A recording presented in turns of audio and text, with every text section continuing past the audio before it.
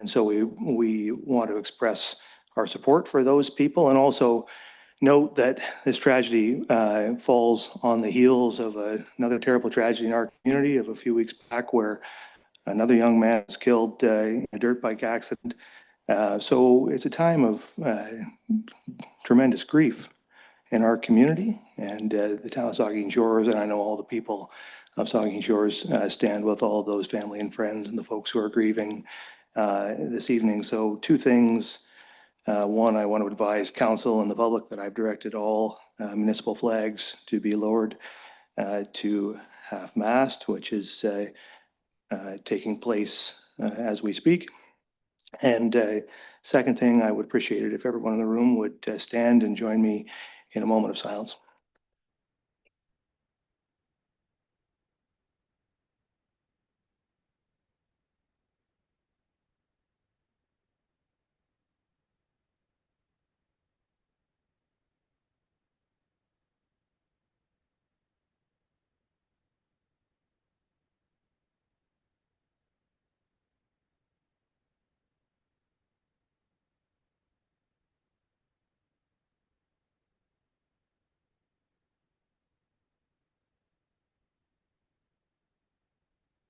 Thank you.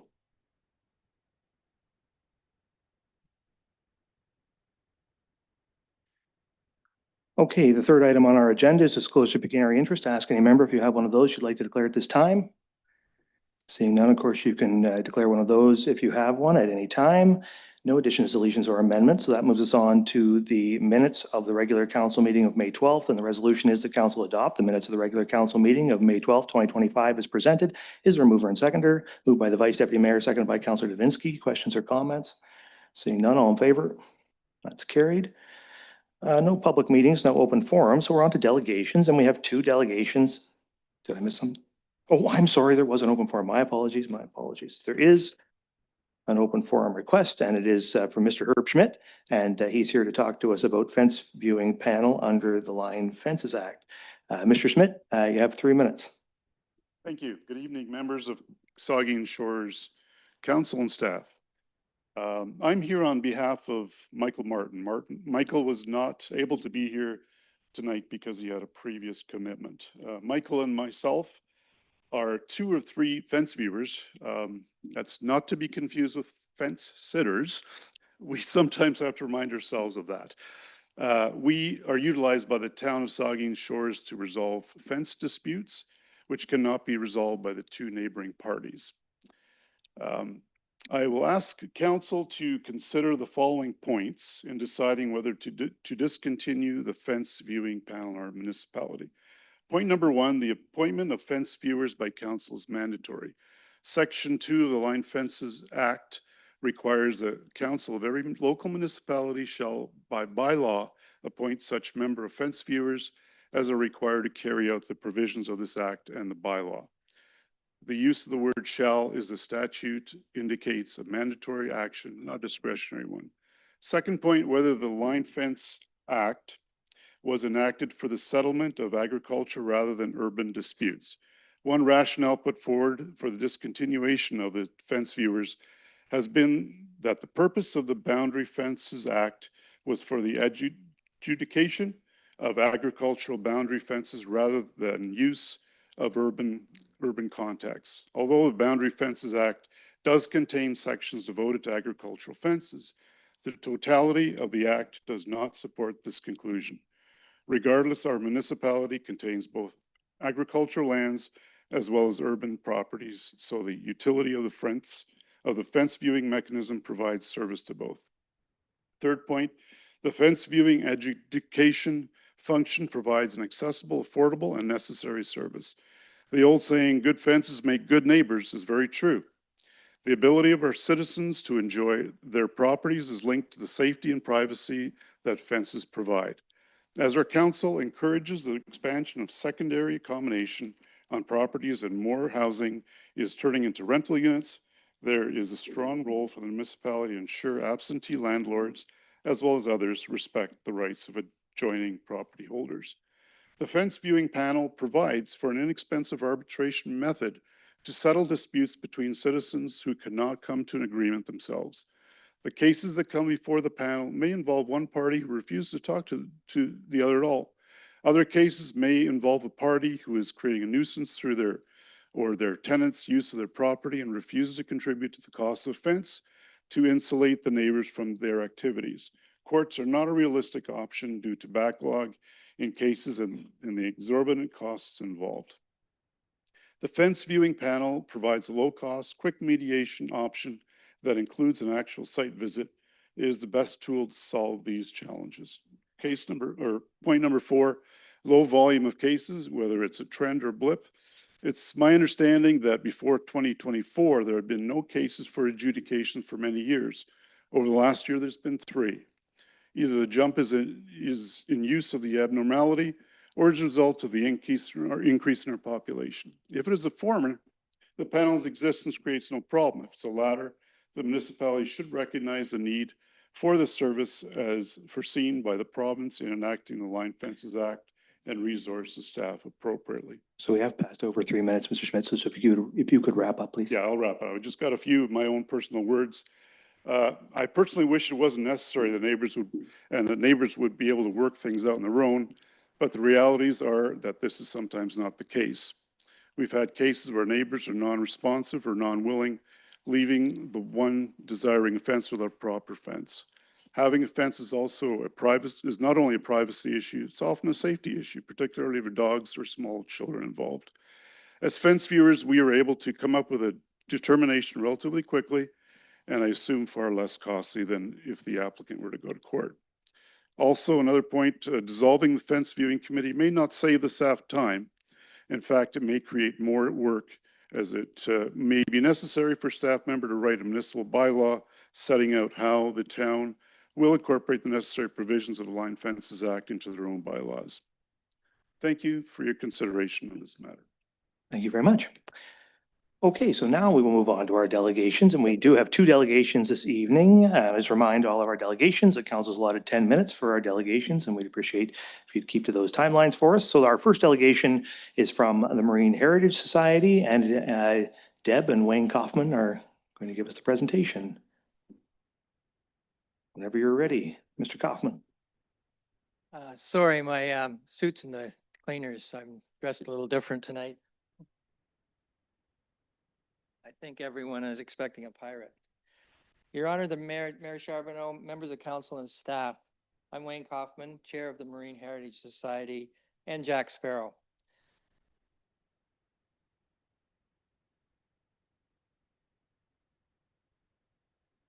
Thank you for the opportunity to provide an update on behalf of the Marine Heritage Society. Joining me this evening is Doug Gore, Deb Kaufman, co-chairs of the Marine Heritage Festival, as well as many of our board members and Propeller Club members behind me here. Great team. I'd like to begin with a brief update on the Marine Heritage Society and Propeller Club. Founded in 1992, the Propeller Club has played a pivotal role in the restoration of Chantry Island Lighthouse Keeper's House, and more recently, both the front and rear range lights. All while maintaining our prestigious park, Pioneer Park, since 1996. All of this, which can be viewed on our updated website.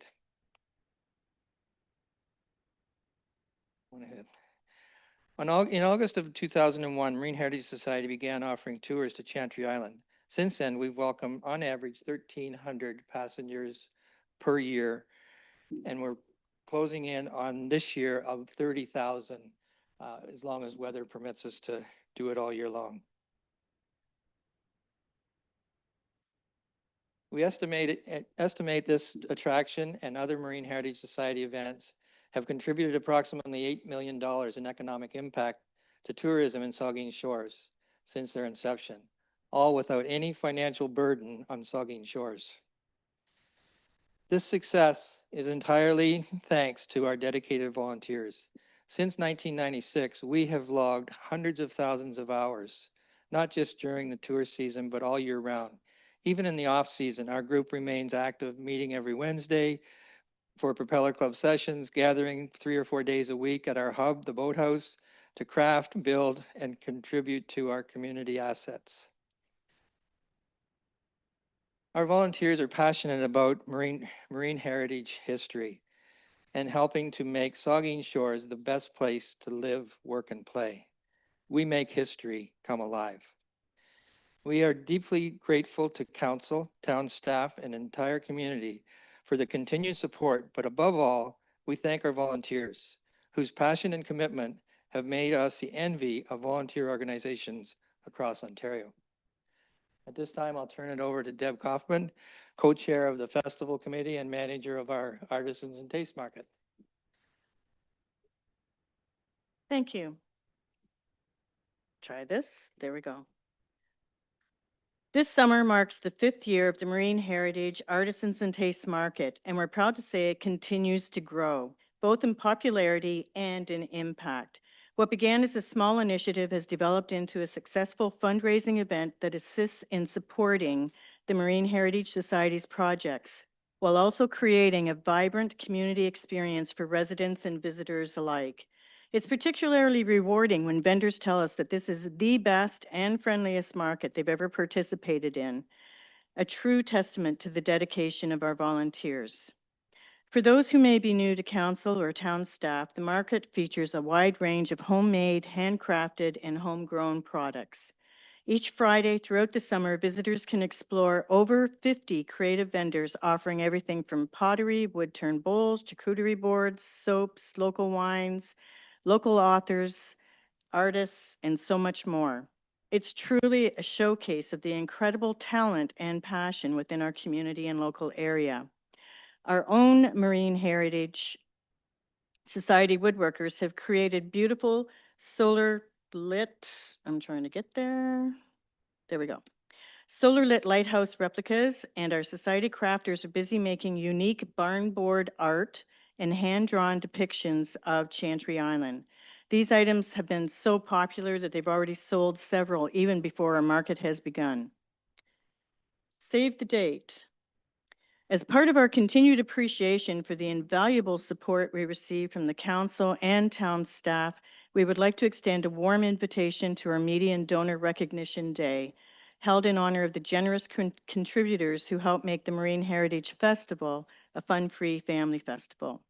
This event will take place during the Artisans and Tastes Market on Friday, July 11th from 11 to 1:30 p.m., though there will be a formal invitation to follow. Even though we may not be eager to think about winter just yet, I would be remiss not to highlight the growing success of Christmas in Southampton. This event will take place on November 22nd, 2025.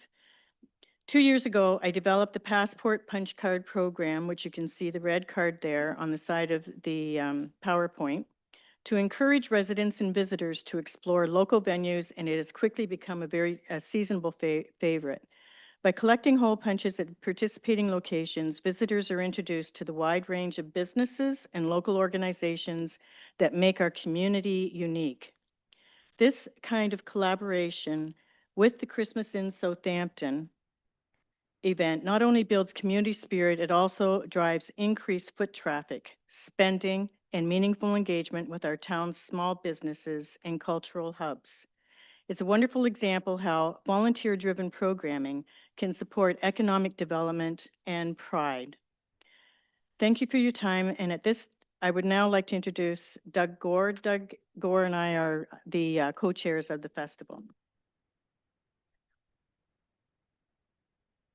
Good evening, everyone. The fabulous 14th Annual Marine Heritage Festival on July the 25th through the 27th is the largest 3-day free family fun festival along the Lake Huron coastline, organized by a dedicated subcommittee of the Marine Heritage Society and mobilizing over 200 volunteers and generous community groups. This highlight of summer continues to grow in popularity, attracting over 5,000 participants from Saugeen Shores, Bruce County, across Ontario, and beyond. Amazing activities throughout the weekend will appeal to festival goers of all ages. And this year, we're excited to launch several new themed events. The festival weekend begins on Friday with the Artisan and Tastes Market. New this year on Friday afternoon is an intriguing public lecture about the Great Lakes called Beneath the Surface with Zach Melnick and Yvonne Drebert. award-winning filmmakers known for using the drone camera that captures crystal clear videos of life and history beneath the surface. You may know them from the TVO documentary entitled All Too Clear. They will show some rare underwater views and discuss their lives as filmmakers. Another popular event will be the Kids Bike Rally around Fairy Lake.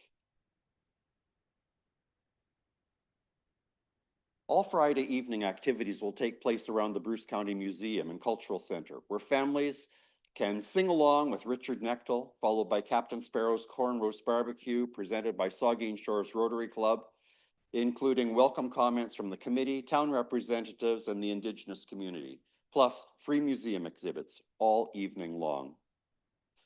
New this year is the Chantry Time Trek Travel Adventure Walk around Fairy Lake, where participants will be transported back in time to meet some fascinating characters from Southampton's past. Our history will truly come alive.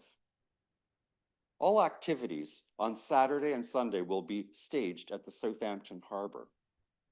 Saturday's events will include a pancake breakfast brought to you by the Southampton Rotary Club, all-day eats, and a delicious fish fry dinner presented by the Southampton Firefighters Association, as well as the beer garden. The day's events will include the Children's Gold Hunt, Fun in the Park, where numerous community groups will offer free activities for everyone.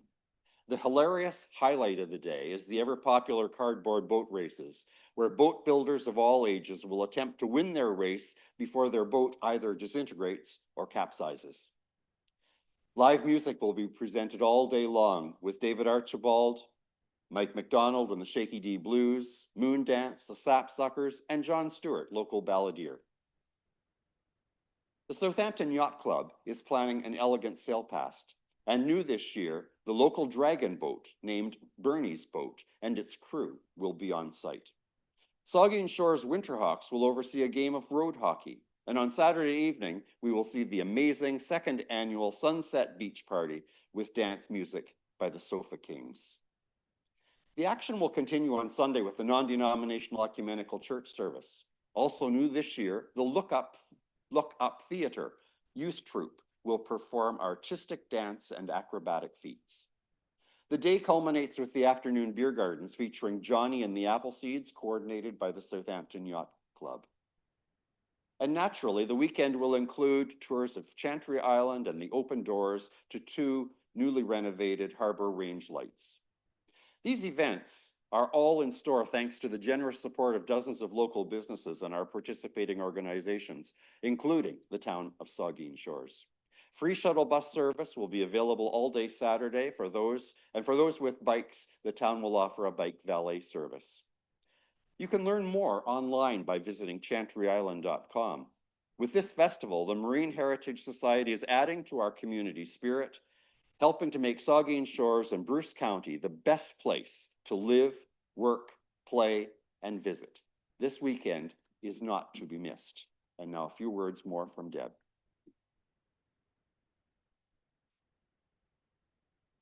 I'm pleased to share some exciting news. The Marine Heritage Festival has been approved for a one-time funding of up to $15,000 through the Experience Ontario 2025 grant program. This is administered by the Ministry of Tourism, Culture, and Gaming. This grant provides help to cover eligible costs, with the amount to be based on a percentage of final expenses that meet under their guidelines. Excuse me. This support will help with some fixed costs, experiment with programming, refresh our promotions, and gather more feedback from festival attendees, things that we haven't been able to do in the past. We would also, now on to another point, we'd like to extend an invitation to council and town staff to join us on one of our fabulous Chantry Island tours. It's my understanding that Vicki Tamori has already extended an invitation, and as she is back working for the town, you can reach out to her to arrange a time. We'd love to have you join us. Again, we appreciate your support, and thank you very much for the opportunity to speak with you this evening. Well, thank you very much. That was great. Are there questions or comments from members? The Vice Deputy Mayor. Yeah, well, thank you, Mr. Mayor. And yes, I was expecting the pirate to show up tonight, but that's okay. Next time. I just wanted to thank the group, Mayor Charbonneau, and I recall about, it was probably 10 years ago. I tell the story at the odd time, and that the Marine Heritage Society came to this council and asked for a 10-year loan in the amount of $125,000. And within less than 3 years, you had that loan paid off. And the partnership we have between council and Marine Heritage Society really is second to none in my view. It's a wonderful partnership. And I know you thanked us a lot tonight, but we really need to thank you. And when you take a look at them, Wayne, you mentioned about the hundreds of thousands of volunteer hours. There have been, right, in the lives since the inception, and it's really incredible the amount of work you do. And so, thank you, volunteers. You're all here tonight. Well, some of you are here tonight, and thank you very much for all your efforts and make this a better community to live, work, and play. So, thank you. Thank you. Further questions or comments from members? Councillor Halpin. Thank you, Mayor, and through you. There's a high level of volunteerism in Saugeen Shores, and Marine Heritage is a great example of that. Your projects and fundraising and volunteer, you don't only contribute to the community, you guys kind of shape our community. You guys define our community. So thank you for everything you do. Yeah, thank you. Further comments? Councillor Davinsky.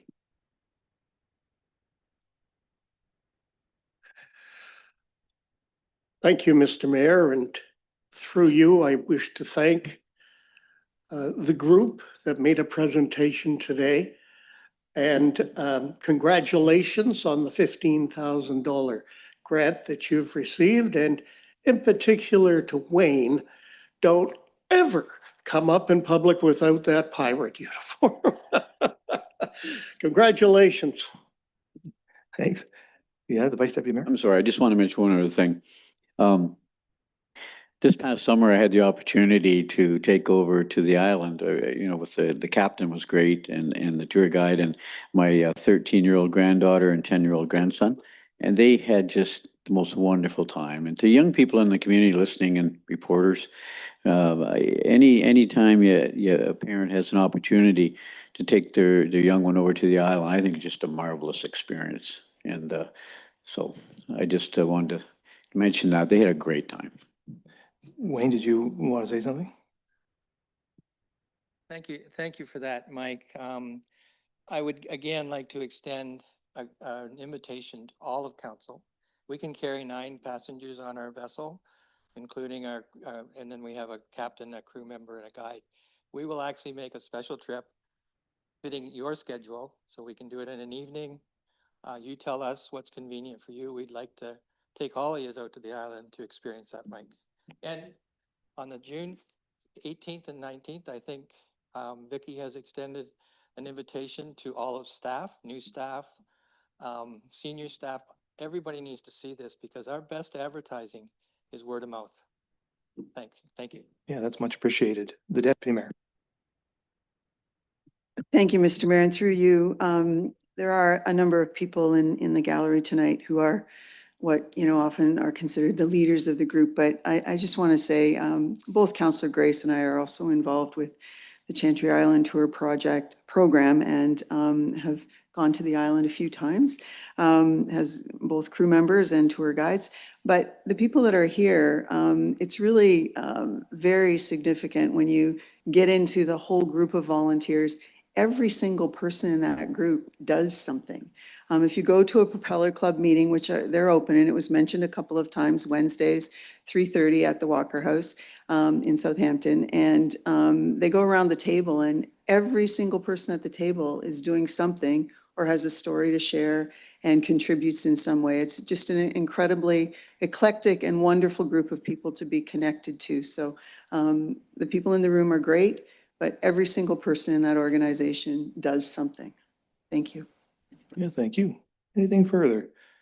I think it's been said, and I'll just say it again, thank you very much for all that you guys do. And, the Marine Heritage Society is one of the town of Saugeen Shores' most reliable most treasured and most respected partners. We're really grateful for all the work that you do and look forward to continuing to partner with you and all the things you're working on going forward. You guys are one of the busiest groups out there. So many, you only barely scratched the surface of the things that you're up to in that presentation, I know. So, but I have to say, Doug, that was the way you gave that presentation, and I wish I could go right now to the Marine Heritage Festival. It's that exciting sounding. So I can't wait really for it. It sounds like it's just going to be better than ever this year. So what a great thing for our community. Anyway, thank you guys so much. And we'll look forward to all of your success in the year to come.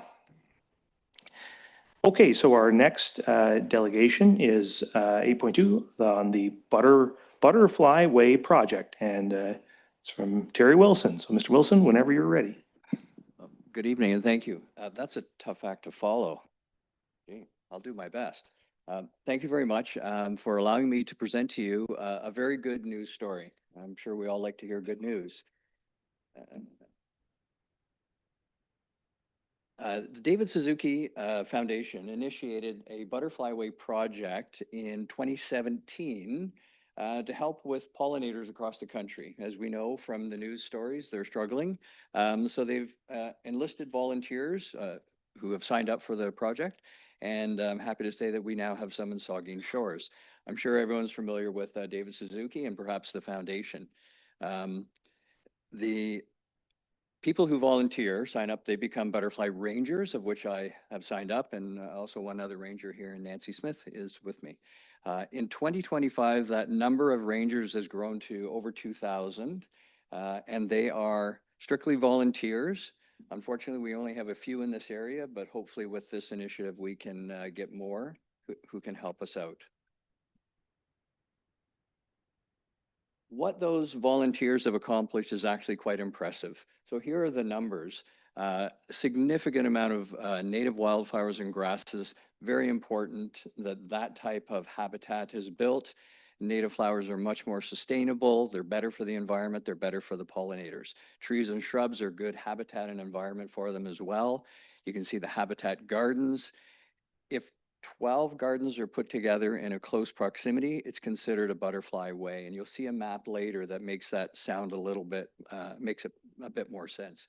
But these volunteers are doing this, raising their own money. They're not funded by the Suzuki Foundation. So they're raising awareness in their areas.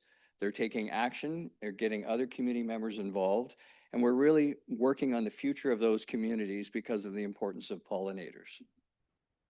By pollinators, I mean birds, butterflies, bees, insects, mice, all kinds of things. Anything that touches a plant and allows it to continue to grow. This is a zoom in of the map, which is available on the Butterfly Way project. So this is Ontario. And what you can see is there's quite a number of large groups in the GTA area and up into Collingwood. Collingwood has a substantial project group over there. They're doing quite well. They've raised a lot of money and they've really done some great things. It's good to see a lot of activity down in the GTA because pollinators struggle. There's not good habitat for them there. The circle shows a lovely green strip along Lake Huron, but green isn't really the color we want. We would like a more colorful, which is good for the pollinators. So that thin corridor actually is quite a migratory path for many butterflies, not just monarchs, but primarily, but also birds that are pollinators as they travel that. So it's critical that we and others in the communities in that strip start to make it better environment for those. And we can start here, much like in Collingwood has. If you look at the amount of color in the Collingwood area, they've done a great job over there. Also, the plants that are put in place need to be there for 3 seasons. This isn't just summer, although maybe this year seems like we only have 1 season. But right from spring through fall, we have to make sure that we've got the proper habitat and food for them. And as we've all heard, all those populations are struggling, birds, butterflies. We need to do what we can. Not everything migrates. A lot of them stay close by, and there are a lot of farm fields around here. Pollinators will travel a big distance to go for food. They can sense it. So what we can do will help pollinators in a wide area around Bruce County. So we as butterfly rangers here calling it the Saugeen Shores Butterfly Way Project. Our goals are to raise awareness of the plight of pollinators, but what local people can do here in their own yards. But first, we came across probably the best opportunity we have, and that is the now defunct Butterfly Gardens of Saugeen Shores. Wonderful work was done, beautiful gardens were done, but the folks who were working with those gardens, organizing that, have left the province. Many gardens just were left alone. Some actually, the volunteers on their own have been putting in plants, bringing in mulch, watering the gardens, doing a wonderful job, and that's fantastic. We want to help those people who have been doing that work. We met with a gentleman today, Nancy and I, and he actually is taking plants from his own garden and putting them in the garden to keep it going and sustain it. So he needs a little bit of help, and that's what we're happy to be here to do. So that's our first goal, is to take on those gardens and get them back. And they're high visibility in this area, and much like the Heritage Way, when people are drawn in. We think when they're here, that's will be another draw for them to go see the wonderful gardens that are already in place. They just need some help. The reaction we've been getting is nothing short of incredible. We've talked to many, many people who have been involved. All of them are happy to see it. All of them are happy to get some help. So we are really even more inspired than we were. What's critically important here is we're not doing anything new. We're simply reinvigorating what was there, what has been left alone, and we can do it at very low cost with the wonderful volunteers that we just talked about that are in this community. And there are quite a number of them. What we've been doing is connecting with all the various groups. Might look a little bit like a spaghetti chart here, but all of those groups are somehow involved with this, and we have spoken to each and every one of them and the contacts in that. The Butterfly Rangers, we've also become members of the Horticultural Society. So we're working in conjunction with them, very supportive of what we're doing. We're bringing volunteers from that group out into the work that we're going to do. So what the chart shows you is that between the Butterfly Way Rangers and the Horticultural Society, we have a good level of volunteers and a great amount of expertise for what we need to do. We've been connecting with other people who are very knowledgeable in local plants to make sure that we do sustainable gardens. All the groups seem to have a very similar vision for what we want to do. So connecting with the groups has not been a challenge whatsoever. In fact, they've been very welcoming. So let's get started. Well, we've already started. We signed up in March, and we've been itching to get going as the spring weather has held us back a little bit. But we've held discussions with all of these groups, including town staff. We met with Frank Burrows and Adam Parsons just to give them a heads up of what we wanted to do. Very receptive to the idea, the notion of what we want to do. And we really appreciate the fact that not only are residents supportive of what we're trying to do with these initiatives, but town seems to be as well, and the town council, and that's wonderful, or sorry, the town office. We've cataloged the gardens in a fair amount of detail. One of the issues I had in trying to find out where these gardens were is there are no addresses. You had to go out and find them. You had to go down the rail trail. You had to go into people's backyards, literally. So I've gone out, found every garden, and put a GPS on it, a location, and an address on it. So we've got an extensive chart now with a huge amount of information so we know where they are. We're still missing a couple. We've already received a little bit of financial support from the wonderful folks at the Southampton Rotary. They provided us with a small amount of money. So we have about 60 plants and shrubs we got from them. And the plant sale for the Horticultural Society, we were able to also get a donation of some plants there. So we have about 90 plants that we can work with already. We're going to prioritize the best locations and start taking the resources we have, either volunteers and plants, and start working in those gardens. Once we have agreement with council and town that we can work on those properties, because some of them are on town land. So our priorities for 2025 are to go after the low-hanging fruit. What are those opportunities that we can easily get those gardens back into place, get them going again? And for example, if you were to go down to the large flag at the end of High Street, there's a garden just off to the right. It looks terrible, it looks awful, but there's a lovely bench there. There's a library that's now defunct. We want to get that one going very, very soon and get the plants in place. So we're looking ahead to creating a very good news story by what we're going to do in 2025, so that in 2026, we can expand and start working with people who have gardens at their homes. Right now, our focus is have something that's visible, update the signage. You can see in the picture, the Butterfly Gardens signage is there. It's confusing. There are dead links on websites or no websites, there's information, and yet there's really nothing there. So we need to change that as well. And that's quite important, so it's a lot less confusing.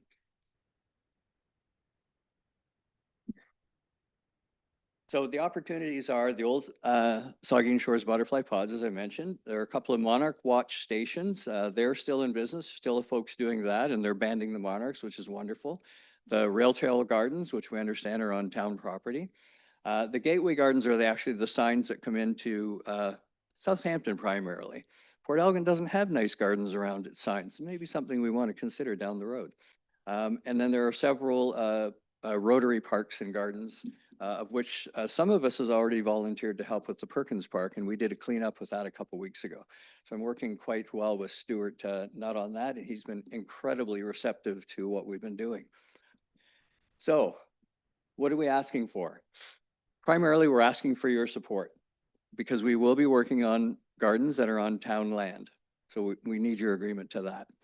We'd also like access to your communications specialists to help us put some of the information together, change the signage that's out there. There's some links that go to places. I think there might even be one on the town website. We need to get that corrected. We'll do that when the timing is right because we don't want to confuse people any further. We need to get the old signage down. We need to get new signage up. So we would appreciate some support from town staff in the signage department to help us create the new signs. I did hear from someone in the past with the previous group who said the plastic signs just didn't last. The metal signs last a lot better, and that's what we want, sustainability over time. We also may need a donation from the town for mulch or soil, depending on the state of the garden. At this point, we've got some assessment done, but spring has been late and we're not sure.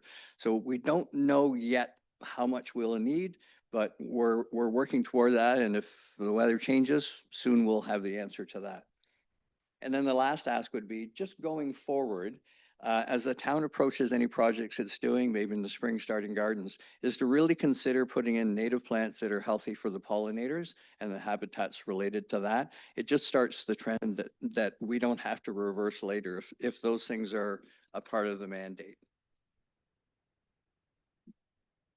So next steps for us would be one, get approval. But for us, collaboration is critical. You've seen the chart of all the different groups. We're already collaborating with them, working very well with those groups. Transparency is also critical as well. We want to be able to know what council would like after we start working together with the town. What are the milestones that you would like to see? And we'll report back on those. We already have some volunteers lined up between the Horticultural Society and some of the other groups, and of course the 3 rangers. So we can start working on these projects as soon as tomorrow. We need to work on a communication strategy for changing the information that's out there that is not very good, so that when people start looking to come to the community, they can actually find this. And lastly, we look forward to telling you about our successes at the end of the year. So thank you again. We're very excited about this project. We're looking forward to working with the town and the wonderful volunteers we have as we work to make a difference. So I look forward to coming back to you at the end of the year and telling you the great news that we've had.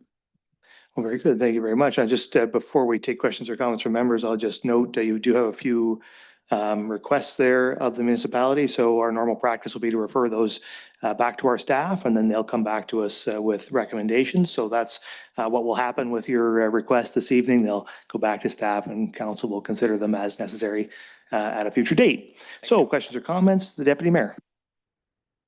Thank you, and through you, what a great presentation, what a great idea, and wonderful that you've got the enthusiasm to resurrect a lot of good stuff that went on a few years ago.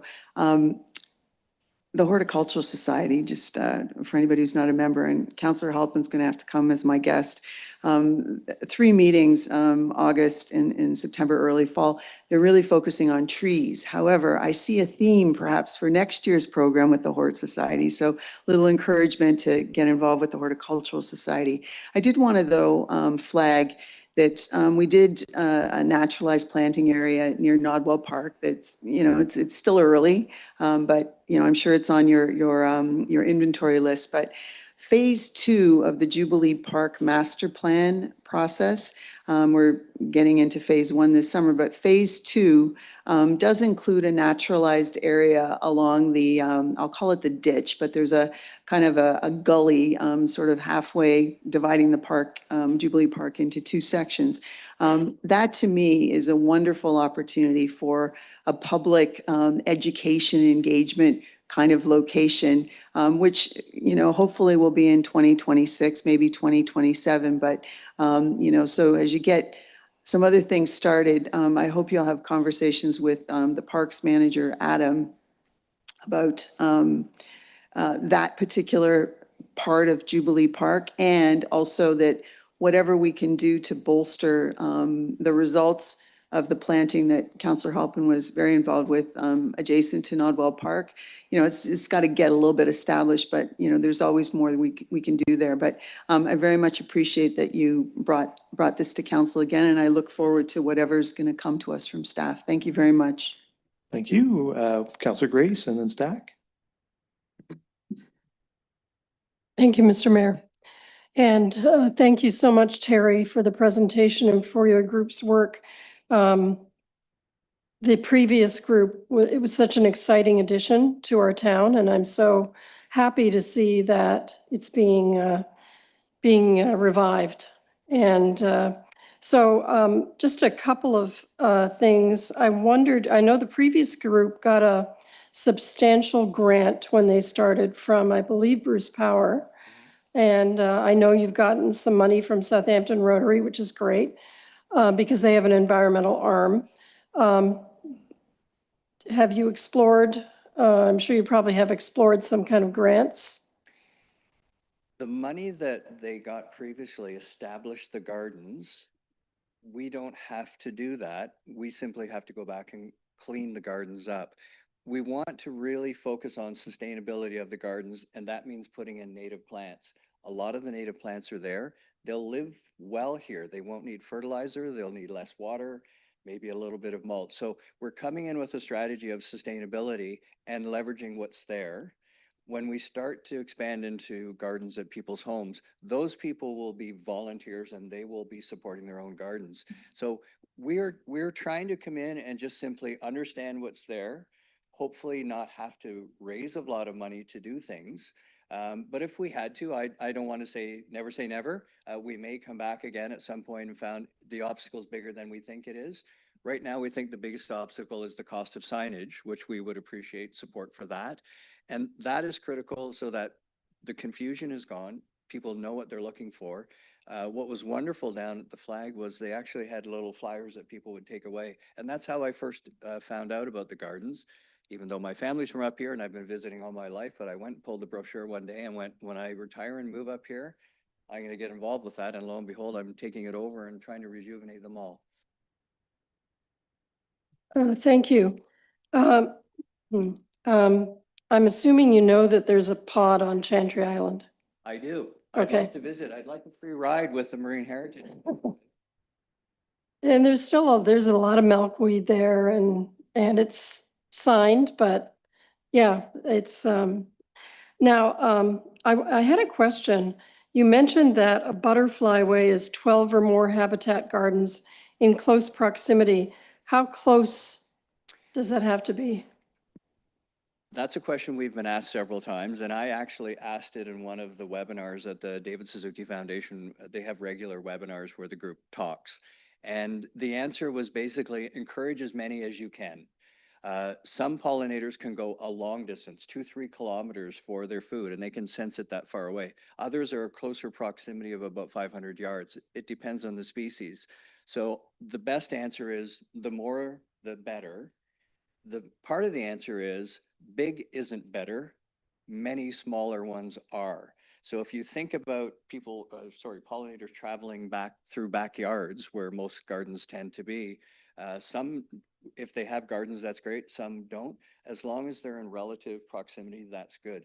One of the issues of concern for me, and I want to talk to Audrey Armstrong, who wrote a wonderful book about plants, is how far away from the water do we need to be because of the conditions at the water and the wind and whatnot. So if we think planting the pods is a great idea, well, Mike Myatt and I had a conversation about how the water washed some of those away. That probably wasn't a great idea.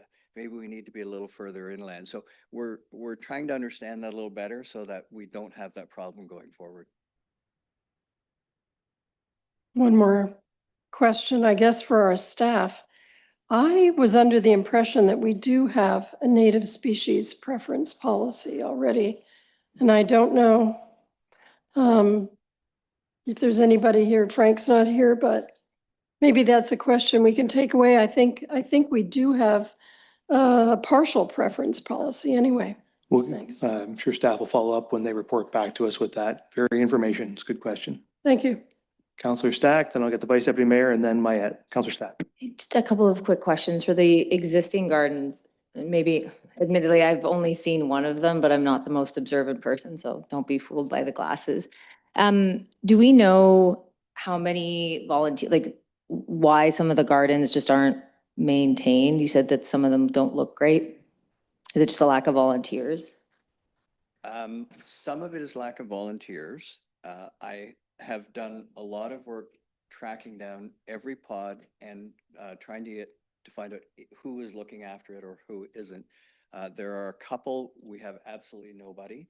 Some people moved, some people, they can't do that work anymore. Some of them didn't have the funding to do it because their garden didn't fare very well. But there aren't many of those, and I'm really pleasantly surprised at the number of people I'm finding who are very willing to step out and help. Almost every time I'm going somewhere and having a conversation about gardening, someone mentions that, oh, I know someone who works in the pod, or I work on the pod. And one of the ladies I met at the weekend at the plant sale is actually a marine heritage person, and she looks after one of the pods, and she was so happy to find me, and I was thrilled to find her. She takes care of one on the rail trail just off of River Road. So we're finding those people, and that's why we think our job's getting a little bit easier as we go along and we connect with those people. But we think we have enough volunteers between the three of us rangers and the Horticultural Society for the pods that aren't being looked after. We can easily take care of those. And this is pretty self-serving, but for people who are interested in planting a garden, what kind of resources could they find to help sort of figure that out? One of the great things that we've also had happen as we've moved along is the people with knowledge that we're finding who are out there doing their own thing, maybe not getting a whole lot of recognition, but people who are specialists in gray Bruce plants, native plants, people who are specialists in monarch butterflies. So we're finding lots and lots of information. We've got some people who are so knowledgeable about plants, they can look at something that's barely out of the ground and tell you what it is, and I think it's a weed. So because we are collaborating across many groups, we can pull the expertise quite readily. And the plant sale was a great example on the weekend. There were two people who were in red aprons, and they had the answers for the plants. Well, they're horticultural members. We can pull on them if we need to. Audrey Armstrong, who I met, she takes care of the pod down at McGregor Point. Very, very knowledgeable, has written a couple of books, writes articles about it. So we've got wonderful resources right here at our disposal. The Vice Deputy Mayor and then Councillor Myatt. Yeah, thank you, Mr. Mayor. And Terry, thanks so much. And our Deputy Mayor talked about resurrecting the program, and thank you for resurrecting this program. I sat in this council chambers when those decisions were made pertaining to the Butterfly Way Gardens a good number of years ago. And it was a great project back then. It's a great project today. And I've had a chance to work with you over the last couple of months. It's been enlightening the amount of knowledge you have regarding the Butterfly Way. And I just want, the question I have you, Terry, is that when you talk about registering 139, I think you mentioned 139 butterfly ways. Are we one of the 139 now, or will we be 140? Are we a member now? We are members. We are actually on the website. I showed the map. That's a part of the Okay. website. So we are on that now. I actually had an email last night from someone who found me and reached out to me and said, how can I help? And that's what's amazing me is people are just showing up out of the blue. Right. So we are the one in the 139? We are registered as having rangers. We will start registering properties soon. I see. I see. Your asks, the end of the report, in my view, are very reasonable. And it was an interesting point you mentioned about, perhaps if, next year's budget, and we'll be asking staff to come back with a staff report, but part of it, your request is signage, and I agree, because very outdated, very confusing for people. And if there's one area we, among others, but one area we hopefully can help with would be to help update that signage, but it'd become a budget item, but I hope staff, when they come back with the report, will include that as part of the report, that request. So anyways, I just want to thank you for all the great work you're doing. I know you're fairly, well, not really new to the community because you have a history here, but you're retiring here, which is fabulous. Welcome back to Saugeen Shores, and thank you for all the great work you're doing. Thank you. Yeah. Thank you, Councilor Mayette. Thank you, Mr. Mayor, through you. I like what you're doing. It's wonderful. My question is, in order for a butterfly garden or habitat to be registered and have signage, does it have to be publicly accessible? It will be through the Butterfly Way website, yes. Okay. Oh, do you mean the information for what it requires? Well, if somebody has a butterfly garden in their backyard, obviously you're not going to put a map so people can come and tramp through their backyard and look at it, right? Right. What we will do is one of the 3 butterfly rangers, we actually have a sheet of what the criteria is that we're looking for, because we want it to be a good environment, a good habitat for the pollinators. So we would go out to that person's location, look at their gardens, talk about what's in their garden, maybe what's missing. And if we feel it's close enough to what the criteria is, they get a lawn sign for having a Butterfly Way garden. Okay, well, the reason I ask is I own 100 acres adjacent to McGregor Park, and it's sort of on the edge of forest and field. Yeah. And it's full of butterflies in the summertime, and all the wildflowers you can imagine are there. The lady slippers and the buttercups and a couple of thousand apple trees, and I see so many butterflies there. So if you needed seed stock or root stock, I have a lot of it. Oh, that's and milkweed, yeah, tons of milkweed. The monarchs flock there and put their cocoons on. I see lots of that, and I maintain a extensive trail network, but it isn't necessarily open to the public, so to speak, right? So if you're interested, there it is now, I guess, eh? Yeah. If you're interested, I'd be happy to show you around, and like I say, if somebody wanted to establish a garden, I've got literally 100 acres of, it's all gone wild, right?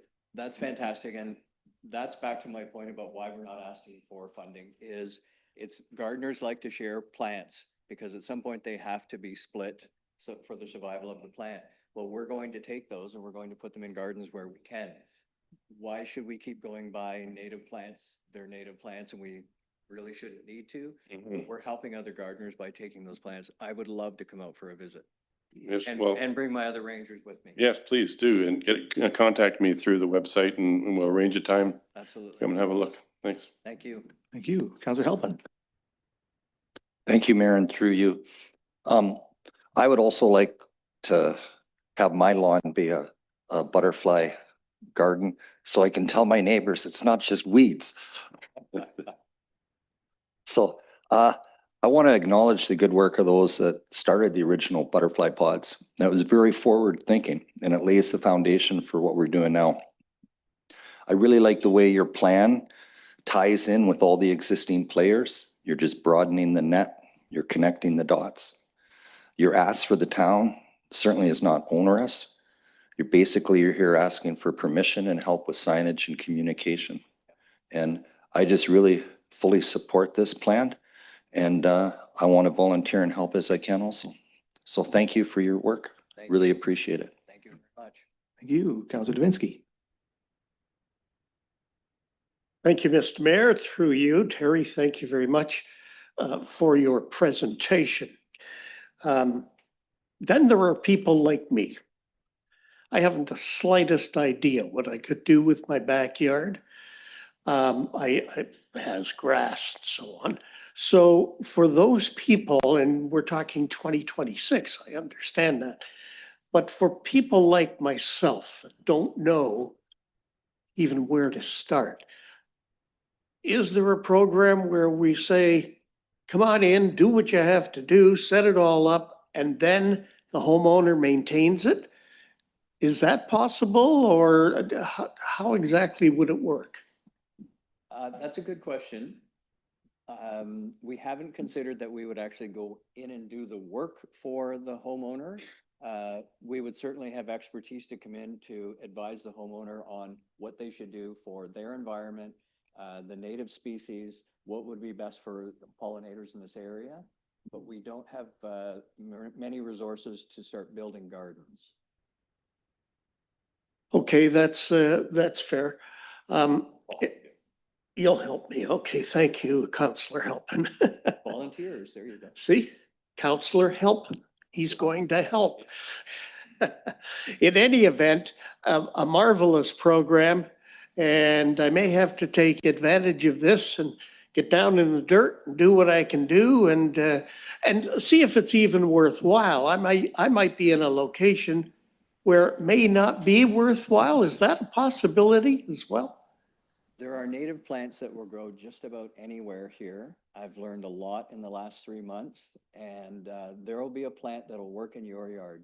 I guarantee it. But is that what you want, that sort of thing? Are there, because I was saying, are there homes where now you're sort of out of the line for, no? No, in fact, if it's not grass and it's something else, that's probably better because the pollinators really can't use grass, but they can use weeds that have flowers and other wildflowers, shrubs, even just a source of water or some sticks and earth that they can burrow in to survive. So there's lots of uses that they have that most of us aren't even aware of.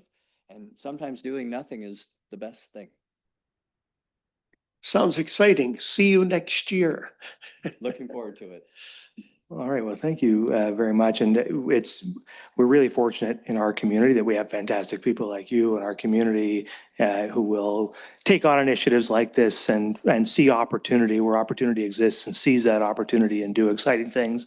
It's what makes this community so great that we have people like that. So I appreciate and thank you for that. And as an owner of a relatively large pollinator garden myself, many of the species that I grow are not native, and I can say that I appreciate the tremendous wisdom of what you're proposing in terms of heading towards native species, because it is a huge amount of work to maintain species that are not native and to make them work. And what we need to do with this is make them self-sustaining, because people come and go, volunteers come and go, community groups kind of do this right up and down. So we need to get these things into a position where they don't end up like some of them are now, run down, worn out, overgrown, right? We need them to have really healthy species that can look after themselves and that can take over in an area and be successful on their own, because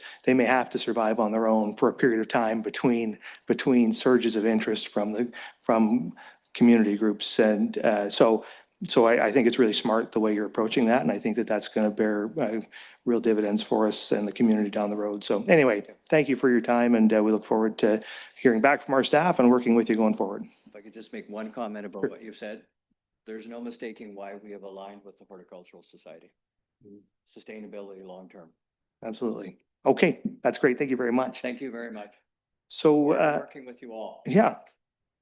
So I just say to council, We have a group of folks here looking to talk to us about 9.2 or with interest in 9.2. Does anybody have any concern if we just advance 9.2 on the agenda to this point? We'll just do that by unanimous consent. I see consent. So we will now move to 9.2 on the agenda, which is the Southampton Arts Center request for funding.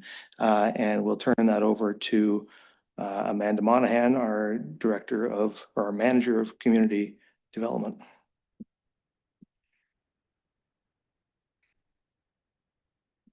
Thank you, and through you, Mayor Charbonneau. Southampton Arts Center was deeply impacted by the pandemic, with significant revenue losses from memberships, classes, and events. A federal loan prevented closure, but repayment in 2024 has caused financial strain. Over the past 2 years, the town and Southampton Arts Center have had discussions about these challenges and how the town can provide support. Town staff suggested that Southampton Arts Center make a request to council. Initially, the request to council from Southampton Arts Center was for $100,000 per year indefinitely. Council's response was that Southampton Arts Center worked with the town staff to develop a business plan and proposal that led to financial sustainability, and a reduced request. Southampton Arts Center, Community Services, and Community Development worked together on honing the request per council's recommendation. Southampton Arts Center is requesting $50,000 a year for 3 years. This funding would support Southampton Arts through the period of restructuring, developing, and implementing a business strategy that provides a long-term, more sustainable revenue model for the future. The funding will support implementation of a new marketing strategy, which was attached with this staff report, expanded art school programming in existing and new venues, return of the gift shop and popular fundraising events, market responsive gallery offerings, increased staffing, including a new gallery administrator, and enhanced publicity and signage. Southampton Arts Center aims to grow revenues and report annually to council on financial performance and progress against these goals. This 3-year support period also aligns with the town hall renovation plan for 2027, which will enhance Southampton Arts Center's venue and help position it for long-term sustainability. A renovation of town hall does not determine the outcome of a sustainability plan, but it would have a positive impact. A review of the financial impact includes for 2025 a $50,000 budget amendment, funded from the tax stabilization reserve. And for 2026 and 2027, $50,000 per year to be included in future business plans for council's consideration. I would now like to welcome Fred Kuntz, Chair of the Board, Southampton Arts Center, to answer questions about the request to council in more detail.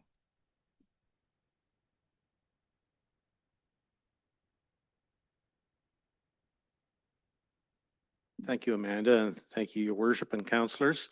There was a presentation from Southampton Arts Center. It was in your package.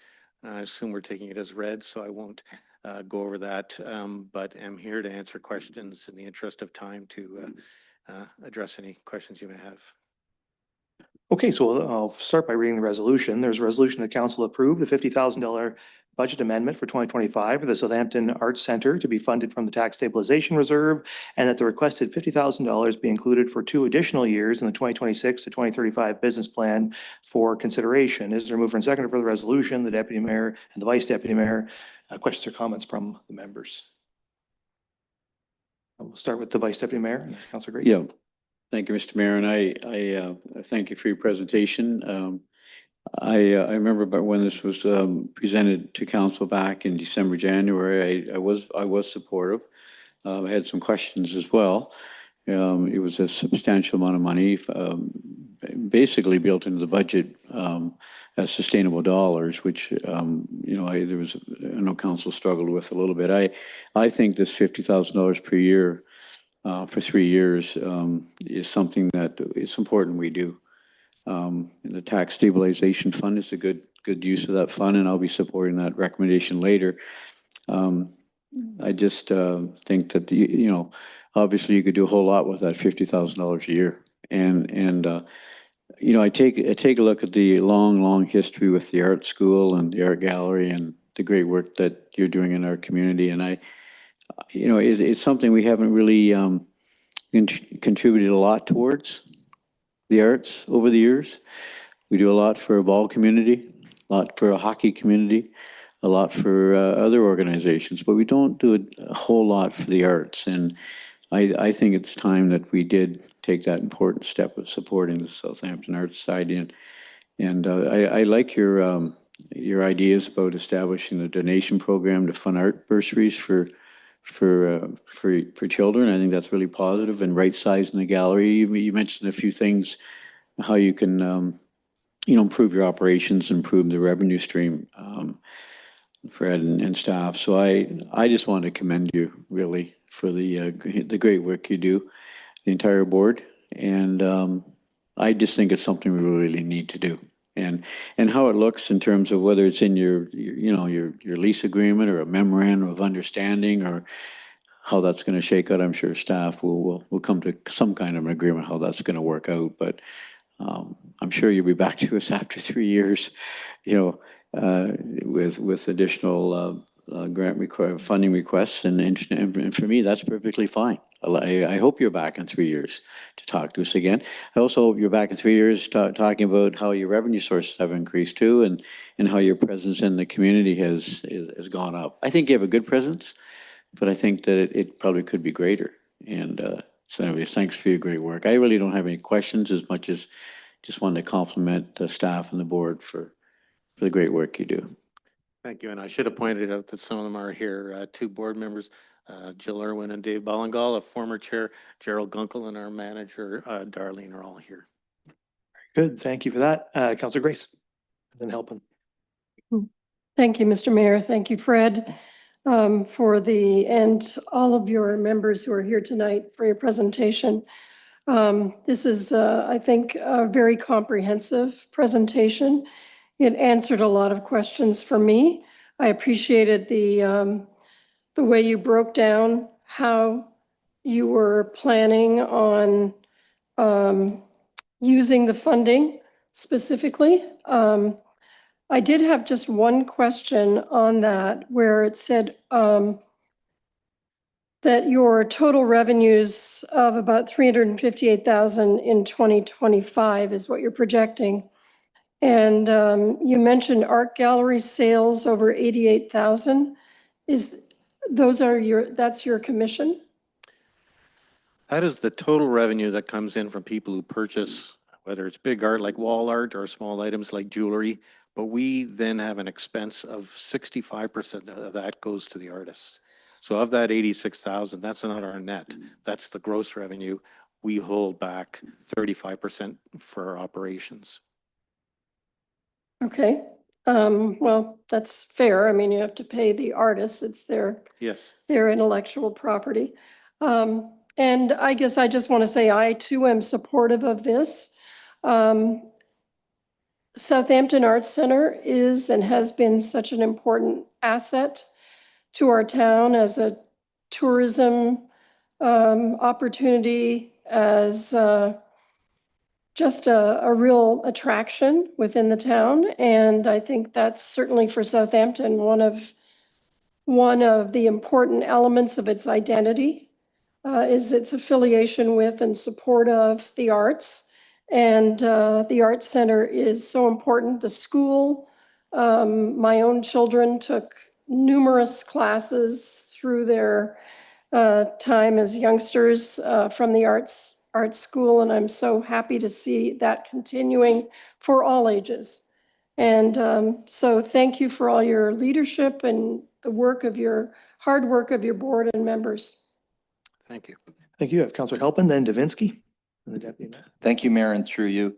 I'm inclined to support this. What I worry about with situations like this, when you look at the history and how much is built up there, and I'm glad you put in about the effects of COVID and what that was like, because I just noticed after COVID, there were things that used to run that got shut down and they just didn't start up again.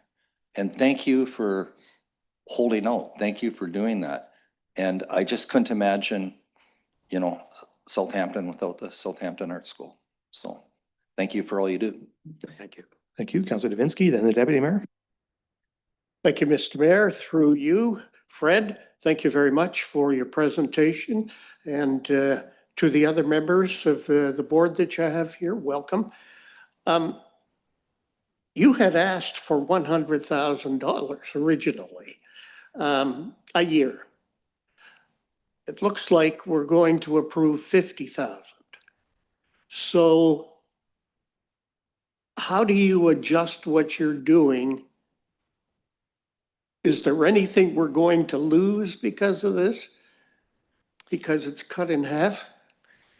Well, I don't want to go over old ground, and, you know, we were sincere in our request. We believe we could have put that to good use, largely to enhance our staffing complement and pay staff for retention, because we pay a half to a third of what, for example, other cultural organizations locally like the Bruce Museum pay.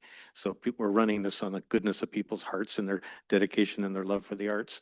Rather than what they deserve to make. And we could have purchased more capital goods and just enhance the whole operation.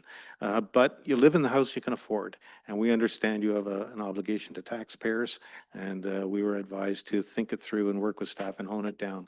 So the 50,000 will be a big help. And we greatly appreciate it, and it'll be put to good use, and we'll be accountable to you, and we'll be transparent about what we do with those funds. And we'll be back here to report regularly on that. So it would be very helpful. But I don't want to say that the 100,000 was would have been ill used. It would have been important to build an even stronger thing. And we hope to get, you know, excuse me, we've been around for 68 years, and we've been independent largely that whole time. So we believe in sustainability and in being as independent as we can be. But the pandemic really did knock us back, and we're still paying off our debts in a way. So this will be much needed help, and we appreciate it. Okay, Fred, and a comment, Mr. Mayor. That area of Southampton with the art school, the library, the town hall is considered the cultural hub of Saugeen Shores. Without the art gallery and all the services they provide, I fear that hub would die a slow and painful death. So I'm glad that we're helping out the art gallery, and which will perhaps enhance even more so our cultural hub in downtown Southampton. Looking forward to it. Thank you, Fred. Thank you, Mr. Mayor. Thank you, the Deputy Mayor. Thank you, and through you, Councillor Davinsky ended with a reference to the art gallery. I just wanted to comment that when you look at the way that expenses are made, there's support given to other locations. So I just wanted to very specifically mention that I very much appreciate as someone who funds kids to do a lot of stuff in our community, that you really took a good hard look at the pricing of children's programs over the last couple of years. And that price has become much more attractive. I hope that you've experienced, I think, some new customers, but some repeat customers too, because I was very appreciative of the slight reduction in the price and the breadth of programming expanding as it did. But some of those courses are also held at other locations where in some cases you pay rent to a church location or something like that, which helps them out too. So it's the hub part is there, but the fingers go out to the entire community. So, and I think, you know, kids who get exposed to messy stuff with paint and sometimes glitter, I'm sure that the Presbyterian Church doesn't appreciate the glitter sometimes, but sometimes glitter. But kids who get exposed to paint and creativity and, puppetry and camera stuff and all that kind of good stuff that's in the children's program, those are the people that I think will, as they get a little older, help with the sustainability.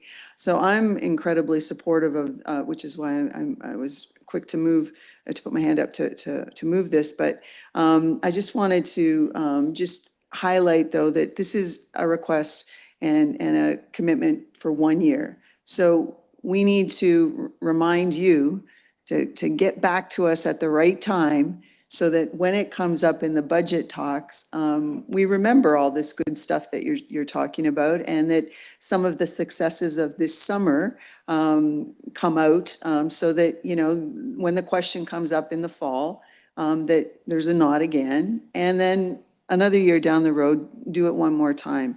I just, it would be, just awful if it wasn't there. I don't think really that I see that happening in my lifetime.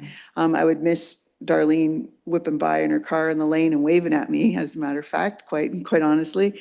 But I do hope that as you work through your restructuring, that you continue to do what you do in a way that brings more of us who actually live here into the mix. That's what the kids program does during the school year, because those are people and some tourists who are here, seasonal people who come back. But the more local people get involved, the more they'll take ownership of it and help out, I think, in the long term. So thank you very much for the presentation, and I'm very happy to support this now, and I will support it when it comes back in the fall too. But you need to be vigilant with keeping the messaging very positive and very high level. Thank you very much. Thank you. Any further questions or comments from members?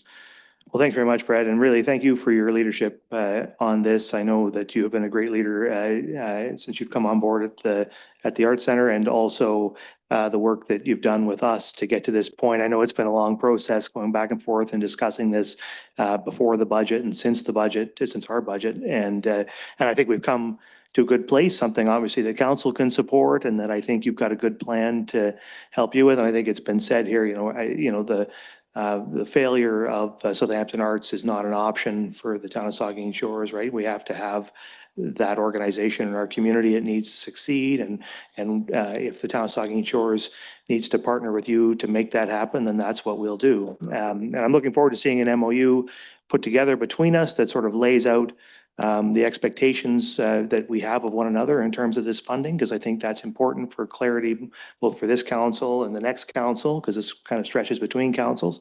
And one thing too is I hope that I had mentioned it when we talked about it in the wintertime at the budget, and I will mention it again. I think it would be a good idea for consideration to be given in that MOU discussion to have some representation from the municipality on the board of Southampton Arts, at least during the period of time while we are a major funder. I think that's good for accountability for taxpayer dollars, and it also will be a good connection between the municipality and Southampton Arts as we have this partnership on an ongoing basis. So I would like to, hopefully we can add that to the discussion as we work on an agreement to sort of govern the use of these funds. But anyway, that's to come for today. Very pleased to support the funding, and we're really rooting for your success. So thanks for all your work. You've heard the recommendation. It's been moved and seconded. I'll ask all in favor. That is carried. Thank you. Okay. Thank you. So we're moving on back to the top of the list, 9.1, and the proposed levels of service. And we have Jessica Rogers is going to give us the presentation on that. Jessica.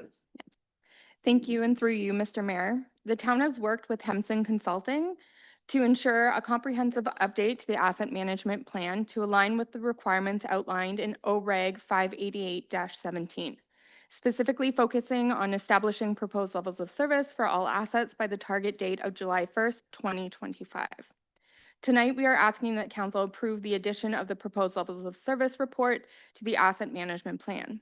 This update aims not only to fulfill regulatory obligations, but also to integrate asset management practices into the daily operations of the town through effective knowledge transfer. At this time, I will hand it over to Hemson Consulting to provide a brief presentation summarizing their report. Thank you. Thank you, members of council, for the opportunity tonight to present on the 2025 development of proposed level of service. My name is Christopher Ballette, consultant with Hemson Consulting. We're working with the town in developing this addition to the asset management plan for 2025. Some key topics for discussion today. We want to talk about sort of just setting the stage here, or an overview on the regulatory requirements. We want to talk about the approach on the proposed level of service and a bit of a snapshot of what those look like. And we want to finish off with the financing strategy and the funding needed in order to meet those proposed level of service requirements and some next steps.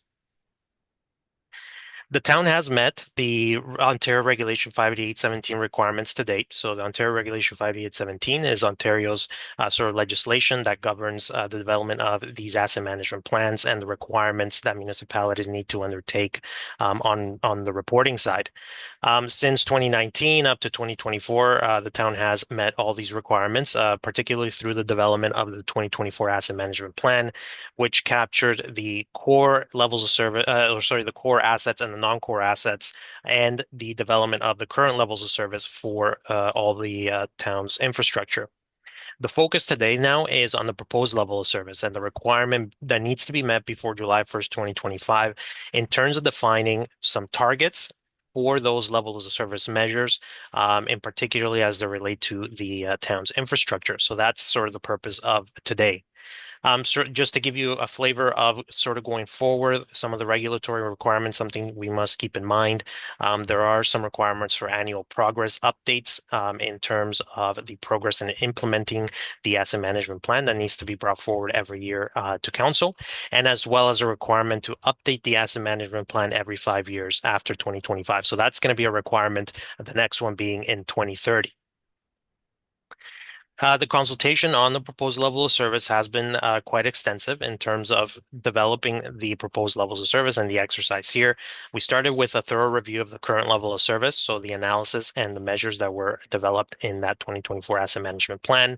We went forward to develop some proposed level of service targets, and all that was done in consultation with staff, public, and ultimately with sort of council today. There was extensive consultation with staff in terms of understanding the levels of service of the infrastructure, understanding how the infrastructure is managed and maintained, inspections, and so on. There was consultation with the public. 2 public information centers were held, one sort of late last year and one just a few weeks ago, in terms of providing information to the public and getting some feedback on the exercise here today, as well as a survey that was conducted and the results of the sort of the survey I'll chat about in a second. So, all that sort of consultation is done in order to identify sort of the costs and the funding needs to meet those proposed levels of service and identify any risks that may be associated to those. One important point to make here is that the levels of service are focused on the town's assets and infrastructure. So the regulation really focuses on infrastructure. So these levels of service, while you may, in terms of the asset management world, when we talk about levels of service, we think about the performance of infrastructure. So we won't be referencing here things like staff levels or how your library's operating hours or things like that. We're more focused on the condition and the infrastructure. How often is it maintained? How often is it inspected, and so on. So just keep that in mind as you're looking at the results of the analysis here. The public consultation results were taken into consideration when developing the levels of service. So a total of sort of 40 respondents provided feedback on the exercise. A lot of the feedback was really related, or supportive of maintaining the current level of service.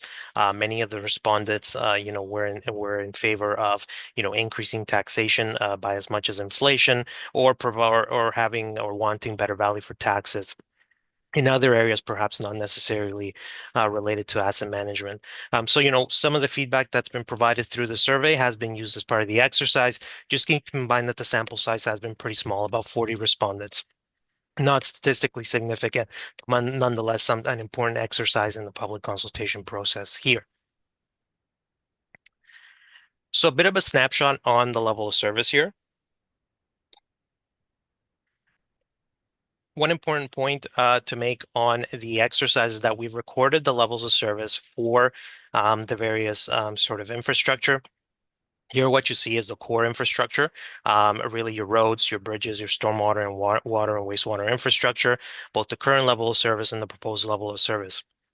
What you'll notice is that a lot of the level of service measures are really related to maintaining the current level of service. So we want to make sure that the level of service that we have today is maintained sort of going forward and into the future.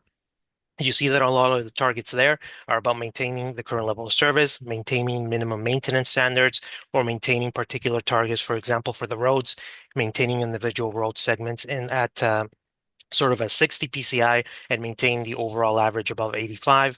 For bridges, maintaining a minimum of 70 BCI or the bridge condition index, as well as maintaining water voil advisories, water main breaks, wastewater backups, and effluent violations at zero. So making sure that we're maintaining the system in a safe way, ensuring that the conditions are maintained as they are today.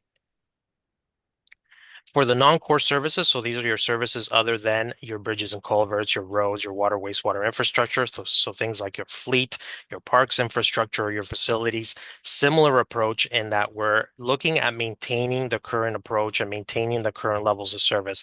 So examples of measures that are being captured: fleet downtime for repairs, 5 days on average, the percentage of assets above good or very good condition, 34%. For parks, that same measure, about 96%. And for facilities, the average response time for service requests about 29 days.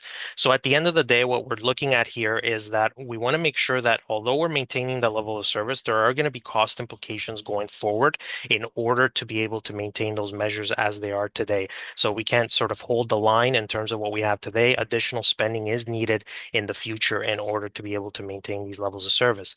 I will note that Section 3 of the 2025 report captures the details and and sort of a very thorough analysis on the levels of service and details on all of those measures sort of going forward.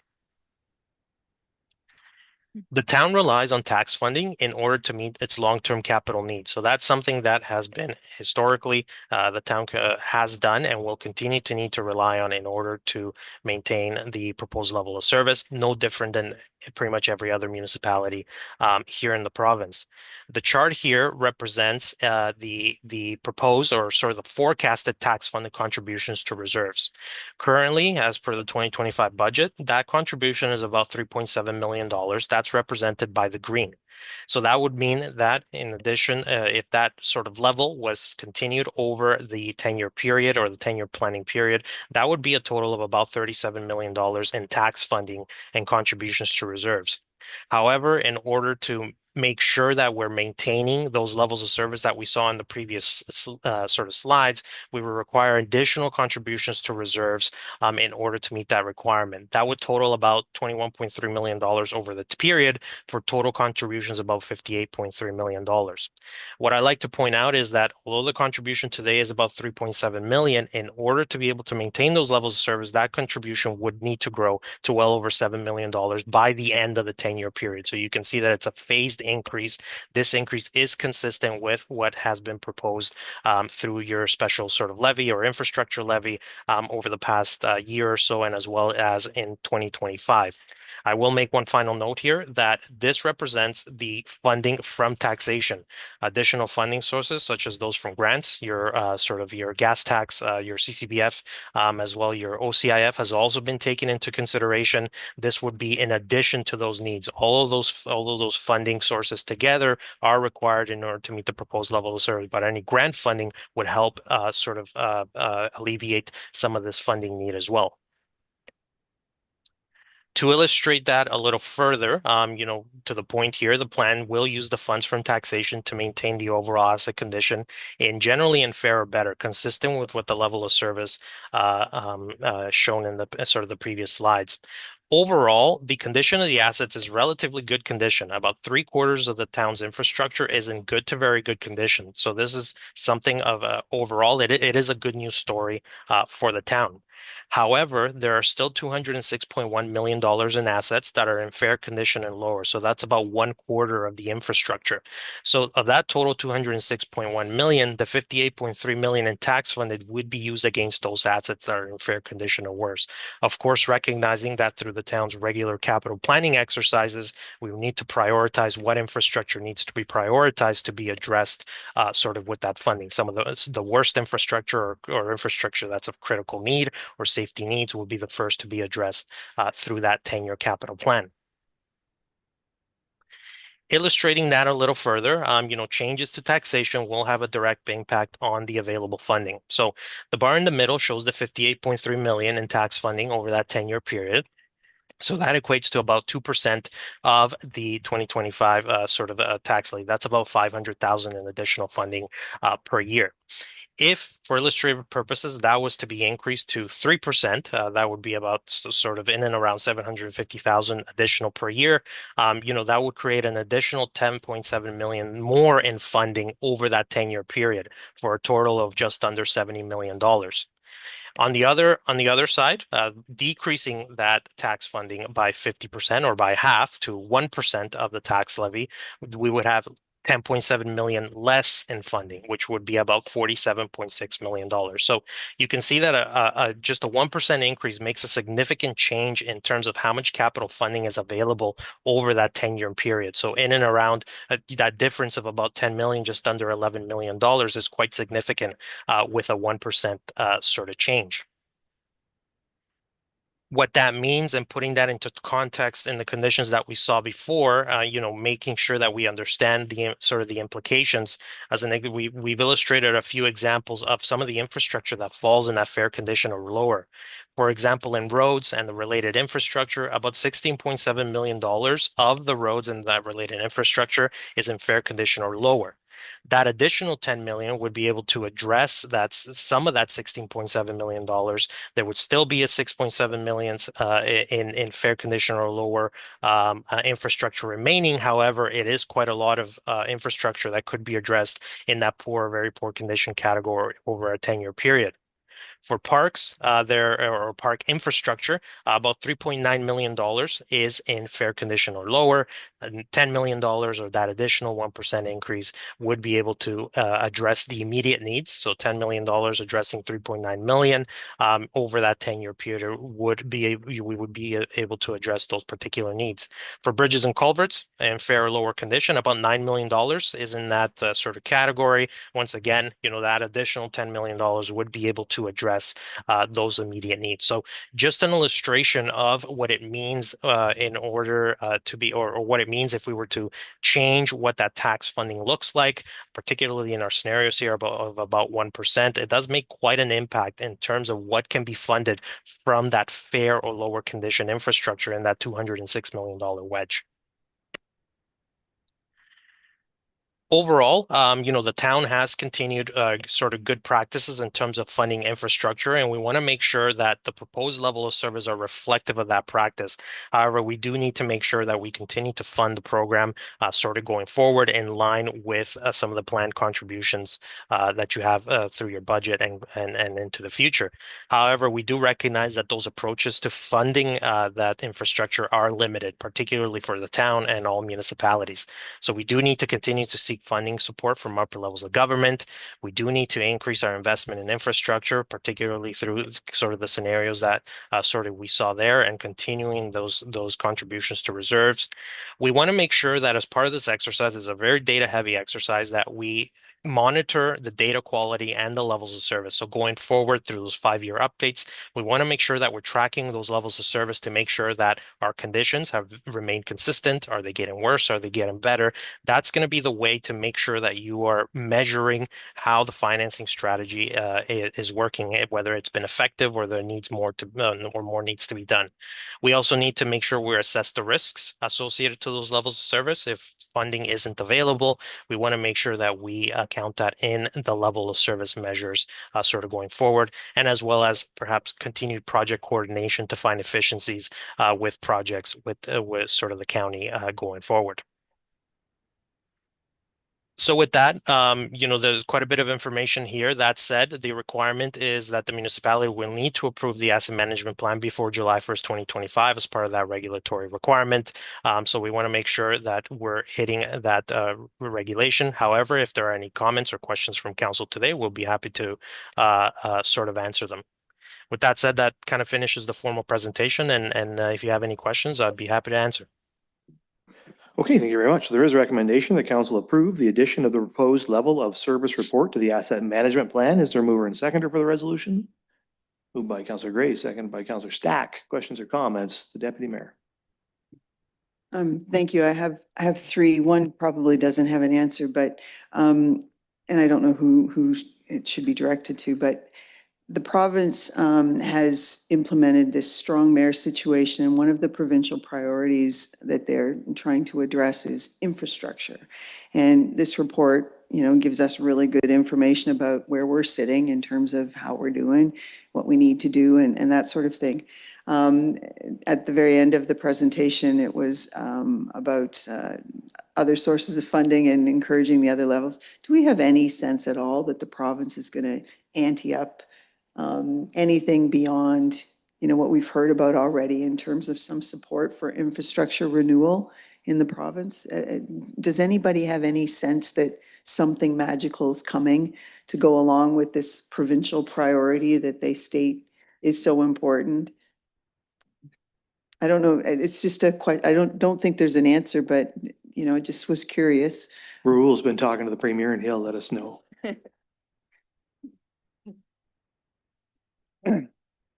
Thank you, and through you, Mr. Mayor. We applied for multiple grant. They're still under consideration. Like we have applied 4 grants under active transportation funding, where we are waiting for the outcomes. We also applied a couple of other housing enable funding, and we are just waiting for the response. Like Bruce Street South in between Ivings to the Bruce Road 25. We are waiting on the outcomes from that. So we are trying and just hoping for the best. I'm glad you're still trying, and we'll all hope for the best. I had 2 questions though, and thinking a little bit away from the table, maybe as somebody who would just look at this report, and I didn't send these questions in advance, but the current level of service or better snapshot for non-core services. There's a comment here about facilities, and it says the average response time for service requests is 29 days. That's almost a month. That does seem like a long time. So is it possible to get just a comment about, because I'm assuming that that's an average, so some would be very quick to respond to, some would take a little bit longer. Like what kind of requests are we talking about that would be longer term response times with facility requests? And perhaps, I'm looking across that. I can. Jessica's got the answer. Oh, okay. Thanks, Jessica. Thank you, and through you. So through the consultation that we had with staff, we're currently using our CityWorks software to track service requests. So that's where that number is coming from. So the reason why we're seeing those 29 days is actually for a couple of reasons. One is just the use of CityWorks and getting more comfortable with making sure that those service requests get closed. Another reason for seeing that kind of number of days is because some of those requests are coming in that affect seasonal facilities that shut down. And so we're not getting to them immediately, but they're kind of coming back once that staff and those facilities open back up. So realistically, it's probably a lot less than that. And Lisa can probably talk to that as well. But I would suspect that those numbers will come down. Thank you. Very good answer. My other question is, again, sort of thinking away from the table, the line on the current level of service for core services, on the roads line, it talks about how, we do a pavement condition index value. And I know the list changes from year to year because the conditions of roads change. But the current level of service is 85 out of 100. And then, our proposed level is no individual road segment less than 60 and maintain the overall average above 85.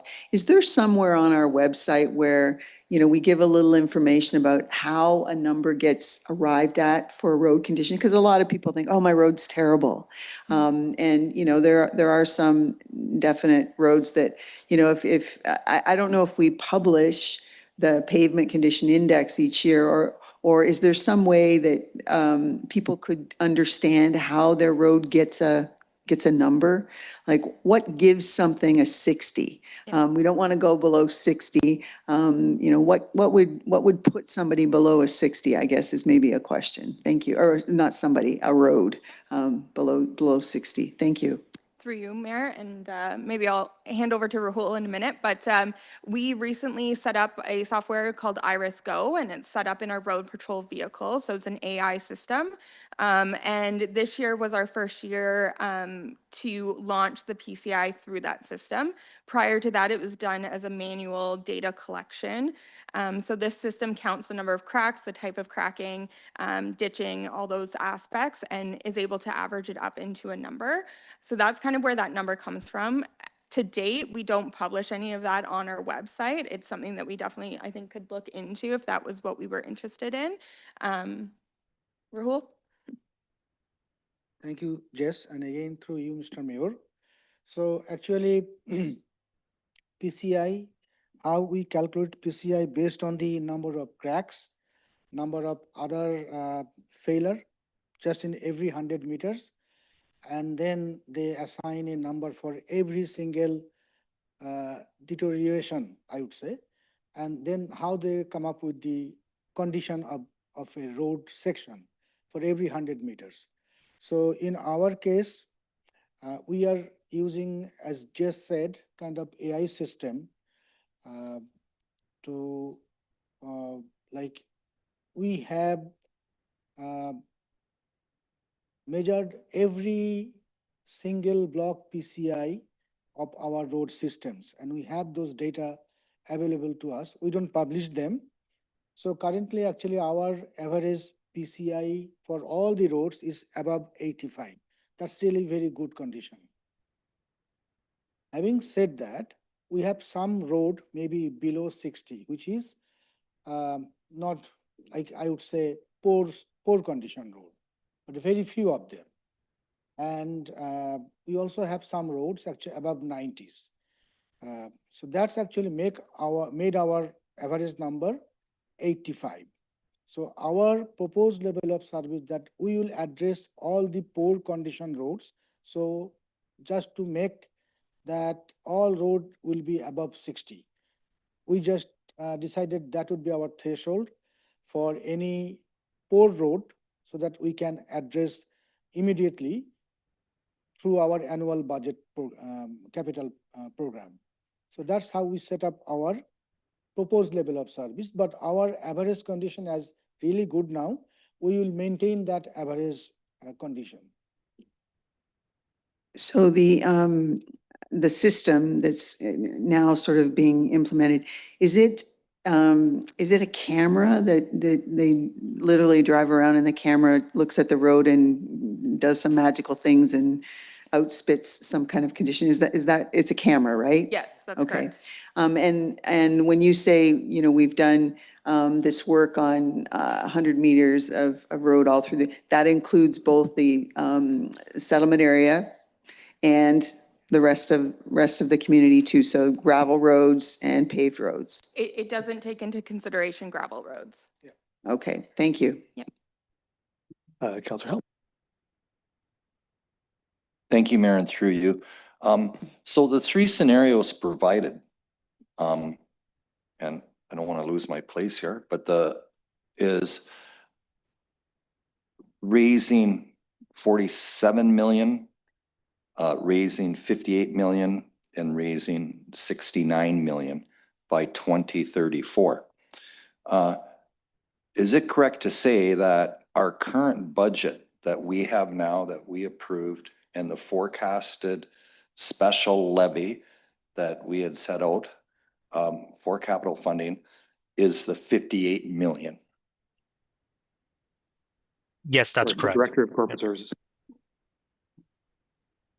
Thank you for that question. Yes, the 58 million represents the plan that council approved with the special levy that goes up by $49 a year on the average household.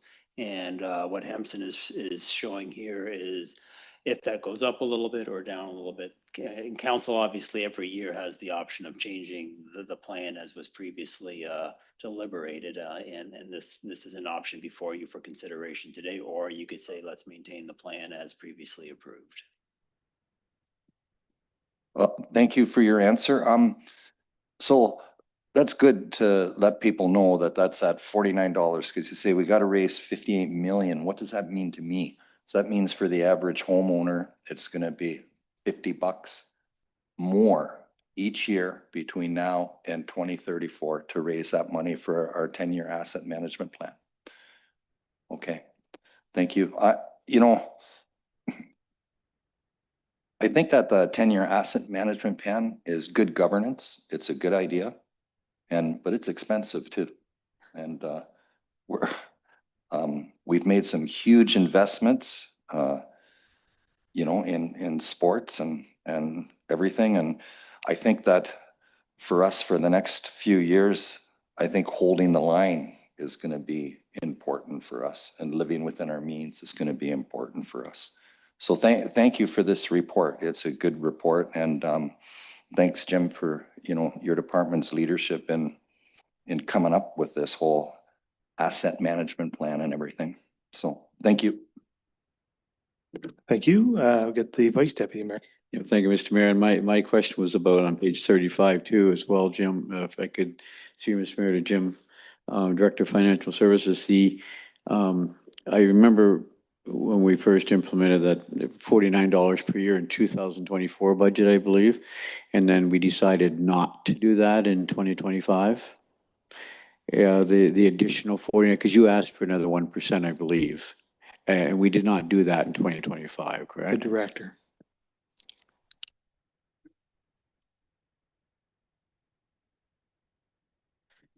During the 25 budget deliberations that occurred last fall, there was discussion surrounding the loss of OSIF funding and the potential to increase that $49 to offset that loss. Council did not have the appetite for increasing the burden on residents, and so you sent staff back to look for offsets and reductions in order to maintain the level of funding as was previously planned with the 24 business plan. So that is the $49 increases incrementally each year. Thank you. And so the $49 per year, 10 years, so $490 after 10-year period, correct? And then there's this cyclical, so that no doubt, I mean, who can foresee what's going to happen 8-9 years from now, but that number probably would continue after 10 years. That's my first question. And secondly, I think I know where this is heading with the shortfall with our capital replacement program, is that I would expect that staff are going to be coming back again this year for that additional 1%, Jim. Is that a fair assumption? The Director.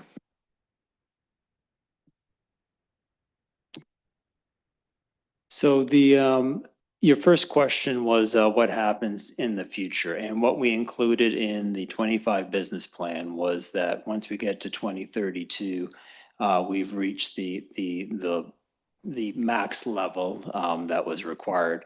But beyond that, there's obviously the need for because of inflation. The prices don't stay the same, so we've included in the plan that would increase at the rate of construction inflation, which tends to be slightly higher than consumer price index.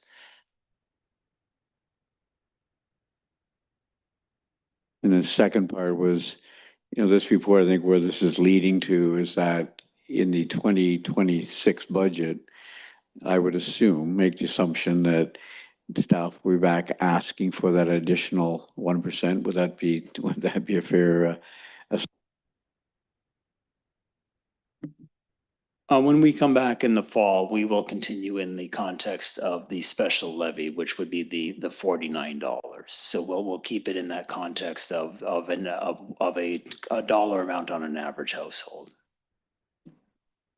Further questions or comments? I think that's, I mean, the headline for me from this report, a couple headlines. One is that our assets are in good condition.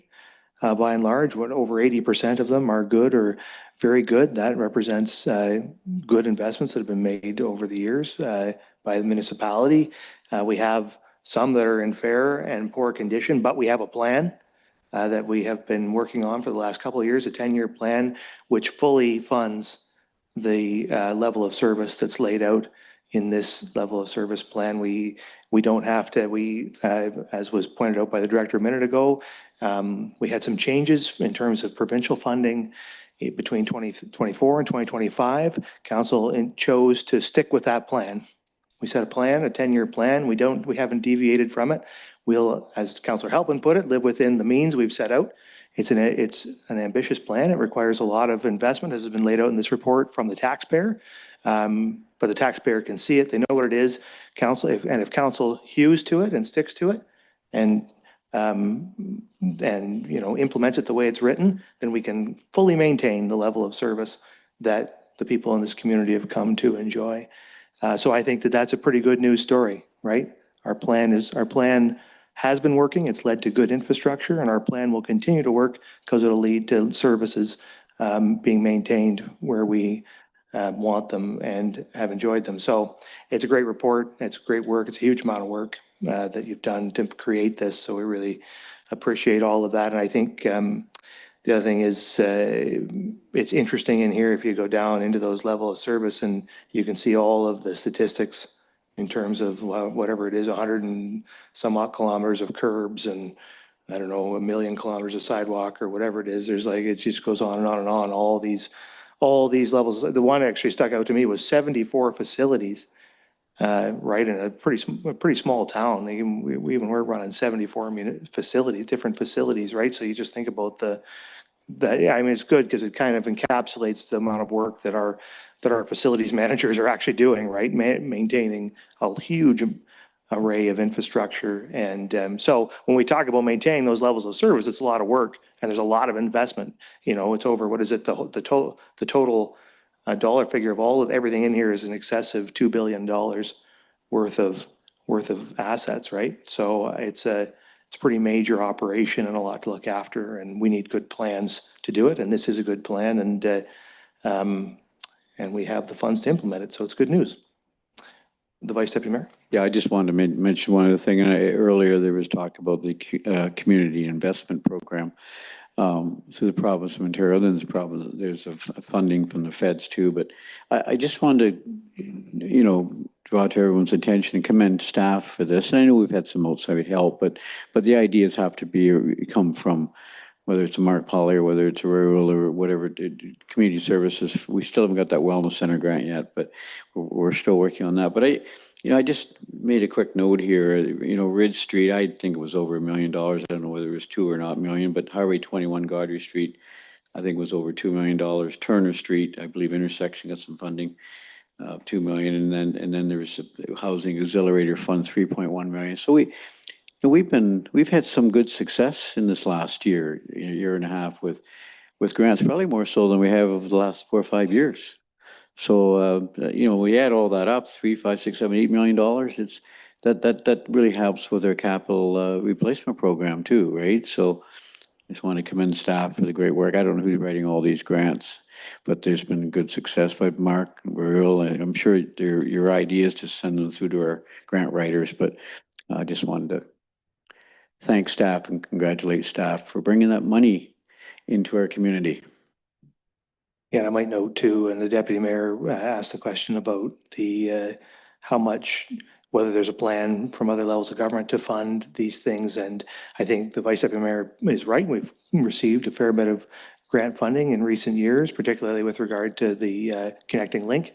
We've had a fair bit of success there. So there's certainly a fair bit of funding and an increased intensity of funding there. But we've also had scale backs in OCIF and OMPF and other funding streams that are going to continue to scale back over the coming years if the province sticks to that plan. So there's sort of an offsetting, you know, we're getting a little more on this side and a little less on this side, but I think it's worth noting that it's certainly been identified, not by the town of Saugeen Shores, but by agencies and organizations at a much broader level than us, that there is a funding deficit from the provincial level for infrastructure, and that, you know, that increased infrastructure spending, both from the provincial and the federal government, is necessary in order to maintain all of this infrastructure. And I'd also note too that much of the conversation recently, even in the recent federal election, which it isn't even within their jurisdiction, has been about targeting a reduction of the very narrow few funding streams that municipalities have, in this case, development charges, right?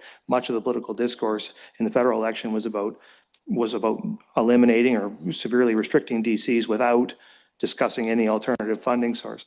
So, you know, I think other levels of government need to have a good look at what their expectations are. They want to build housing, they want to build infrastructure. A strong mayor can't make that happen out of whole cloth. It requires funds. Municipalities have very few funding streams. The discussion is actually eliminating those and not replacing them.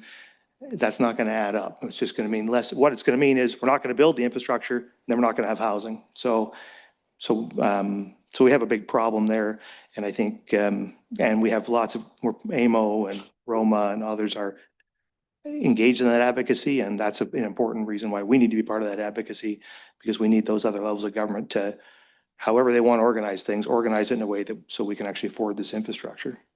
The Deputy Mayor and then Councillor Halpin.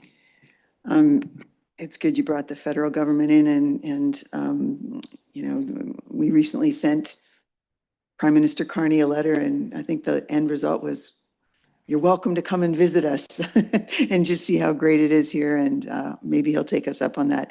The Vice Deputy Mayor had a great list of all of the grant situations. One that I don't think was on that list was, you know, you mentioned Godrich Street, which is what's going on right now. Unfortunately, in Southampton, the highway through Southampton changes names about 4 times. So that funding has come through for next year too, to resurface from South Street all the way through to Saugeen. What I wanted to clarify though was, did you say 1 million kilometers of sidewalks? Just, you know, so that there's no question out there. I'm looking at the chart here. The town currently has 72 kilometers of sidewalks and 143 kilometers of curb. So I just didn't want, you know, that to be the soundbite, that we have 1 million kilometers of sidewalks. I was going to say that we had enough sidewalk you could walk from here to the moon. That would be a good marketing strategy, but I guess you've just burst my bubble, Deputy Mayor. Councillor Halpin. Thank you, Mayor, and through you. You know, what happens when there's 2 things that happen to us here, I feel, is that the government doesn't fund things they should, and then we fund them. And look at the examples of how we're putting money into affordable housing, like, you know, that money, and then look at the money that we're putting into healthcare. And look at the more money we have to buy for, you know, because we're not getting help with the aquatic and wellness and the center and everything like that. And our only way to really recoup any of that is through development charges. So for the government to say that we're not going to fund you, but we're not going to let you bill any extra, and by the way, pick up all these tabs for us, you know, I agree. It just can't work that way. And it is time for a generational investment in Ontario in housing and more infrastructure. Thank you. Thank you, Councillor Maya. Thank you, Mr. Mayor. Through you, I think we have enough sidewalk plows. We could plow a path to the moon, maybe. No, but I wanted to just bring attention to the top of page 14, where it talks about town bridges and culverts. And it says that the bridges are in good condition with 65% PCI average. It says of the total, 2 structures have not been included as they are currently close to traffic and will not be brought back into service. Is that a change to the asset management plan? Because I believe that there was a plan to rebuild at least the Cole Bridge, if not the McEwen Bridge as well. Thank you, No. and through you, Mr. Mayor. Uh, Yes, we already started the detailed design for Coal Bridge, and the construction plan is in 2027. And now we started the EA for more bridge. So yeah, so both bridges will be progressing for sure if council approved. So yeah, we are working on them. I just need to provide one information about grant. All the grants that we received for RAGE, for Connecting Links, Godrej, uh, for Highway 21 Southampton portion, how I call that thing because of four different names. I called Highway 21 Southampton portion. And Turner, we did not use any grant writer. Our engineering team, with the help of asset management team, actually, we applied in-house. And that's the way we actually saved significant, I would say, percentage of the grant that we received. Very good. Are there further questions or comments from members? If not, thank you very much for the report. You've heard the recommendation. It's been moved and seconded. I'll ask all in favor. That is carried. Thank you. Okay, so one more report here, and that is the fund transfer for Victoria Street, Spence to Morpeth, and Manager Engineering Services. Yeah, this report just to transfer 300K from phase 1 of Victoria Street to phase 2, as both of this project identified as separate project. That's why we have to request this transfer. So we need extra 430,000. So we are proposing 300 from our previous phase of Victoria to this year phase, and the rest amount will be done within the staff authority. The amount we need, the rest amount. So this is the request for this report. Okay, thank you. So there's a resolution. The council approved $300,000 in additional funding for the 320-86806 Victoria Street to Spence to Morpeth project, funded by a transfer from 320-86794 Victoria Appeal to Morpeth project. Is there a mover and seconder? Halpin and Grace. Questions or comments? Councillor Halpin. Thank you, Mayor, and through you. I read with great interest your part of the report where you talked about, why sometimes it's hard to predict exact prices and everything like that. And I appreciated that. But it seems like this year, the average of all estimates is basically evening out. So in areas where estimates were low, you had other areas with savings, and it seems to have pretty well leveled out for the year. Is that correct? Yes. Just to add something with this one, like when we rebuilt any road, only 40% actually we need for the road reconstruction, and 60% is about the underground infrastructure, water and sewer. So any of the changes in the underground impact actually significantly to the total number, 20 to 30%. So that's happened for some of the projects that we don't, like we eliminated some of the underground, we saved money, and in some projects, we have to address the underground. So that's why we need this movement. Thank you very much. You guys have done a great job this year, like a lot of big projects. So thank you for your work. Thank you. Further questions or comments? Seeing none, then all in favor? That's carried, and we've been at this for 2 hours, so we'll take a 10-minute break now. We'll reconvene at 8:44.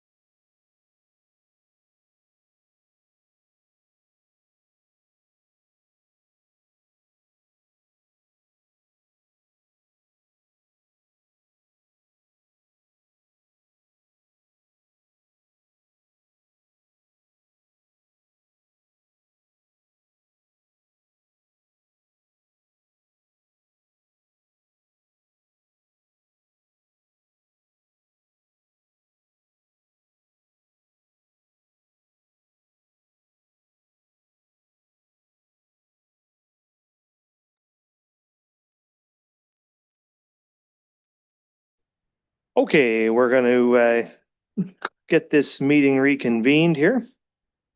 And we're on to item 10, the consent agenda. So does anybody want to have separate decisions made on any of these items?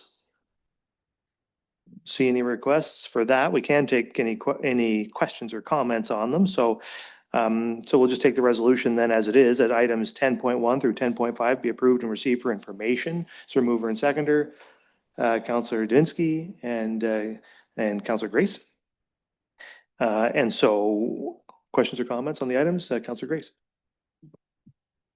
Thank you. I have a couple, but I wanted to start off with 10.1, which is the 2025 Heritage Conservation Award recipient. And that this year is Deputy Mayor Diane Huber. There will be a more comprehensive presentation later on in the summer, but I just wanted to make a few comments that we had a number of very, very worthy nominees for this year's award. And we're very fortunate to have so many people in our community who are such great champions of heritage. And the committee is grateful to everyone who submitted nominations. After extensive deliberation, the committee chose Deputy Mayor Diane Huber. And we'll be providing much more detail when it's presented in the future. But I want to say that the Deputy Mayor is a very worthy recipient. Thank you. And we're here. Yeah, I think we absolutely agree with that. And as you say, we'll approve this tonight, and then we will have the formal presentation where I'll get to give the Deputy Mayor a big plaque and whatnot before too long. But we'll look forward to that, and certainly we'll have some more words to say about it at that time. So further questions or comments, we'll get Councillor Halpin and then Dubinsky. Thank you, Mayor, and through you. For number 8, the Town of Orangeville Resolution, Responsible Growth and Oppositions to Elements of Bill 5. I feel that that's something that we could get behind. We want to build houses. We want to see development and everything like that. But we don't have to have development at the expense of the environment. We can, to a certain degree, we can have our cake and eat it too. We can have sustainable development, and we can have development that protects the environment. And especially in a place like this, people want to come and live here because of our natural environment, the beauty of the lake, our trails, you know, the beautiful countryside of Bruce County. So I would like to see us support that. Okay, and we can consider a resolution to do that. We'd have to take it out of the consent agenda to do that, but that's certainly can be done. I might just say before we do that, since there isn't a resolution proposed at this moment on that subject, that the County of Bruce made some comments to Bill 5 at its most recent meeting, I believe, and I think we might be wise to take a look at those rather than just endorsing the Orangeville comments and see whether that fits us more closely. I think that the Orangeville comments sort of reject Bill 5 holus bolus, and I'm not sure, like, I think there are some things that are good about Bill 5. Honestly, like, for example, they're talking about approving landfills. Projects. We got a landfill that takes 10 years and $10 million to build. I think it's reasonable for the province to look at approvals like that and say, maybe we could expedite the environmental approval.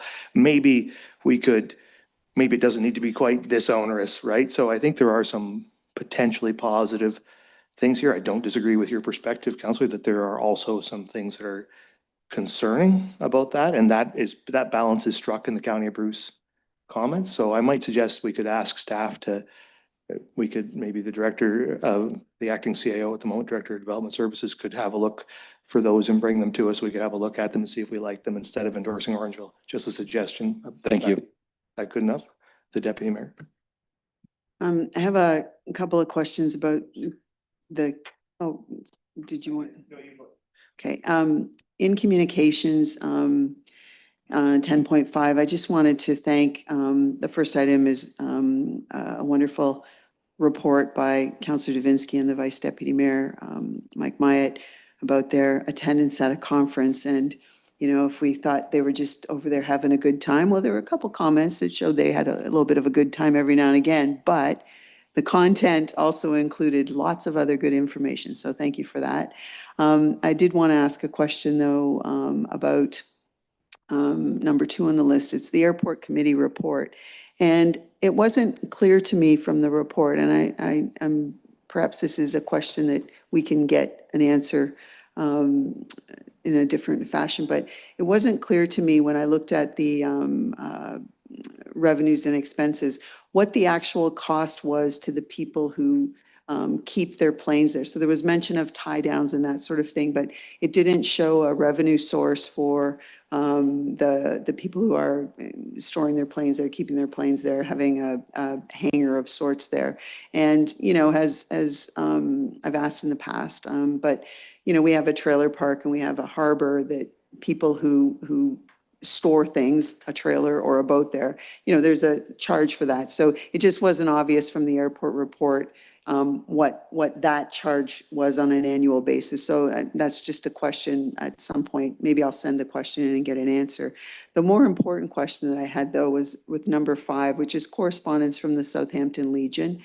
I'm curious to know of the donations that were submitted to the town and processed appropriately with tax receipts and that sort of thing being issued. Can we at some point receive a report as to what the outcome is of this situation where now there's a willingness of some people to ask for their money back? And, you know, they may have been issued an income tax receipt, which has been processed through Canada Revenue Service already with their 2024 taxes. And, you know, how is that all working? So, you know, that's a request for a future just comment in some way about the outcome of all of that. And because it is, you know, taking staff time and that sort of thing. What I would really like to ask about though is 10.5. We had it's the non-application of the Line Fences Act. We had some submissions from the 3 people, members of the public who sit as line viewers or fence viewers now. I think in the report, though, there is an indication that there would still be a place for them to provide some service in the future, albeit a different kind of service perhaps. Is that, am I reading the report properly? Because I think all 3 of them rather enjoyed the experience, and I think they took it very seriously. And so it would be good, I think, to hang on to that expertise. So that's embedded in this, that it's just shifting a little bit back to what the expectation was originally in terms of what it was all about. But there would still be a need perhaps for them at some point, should there be an or some requirement that fits outside of the urban setting perhaps. Is that accurate? Yeah, and I'm going to address your comment about the item 5 in the correspondence first, and then I'll turn it over to the clerk.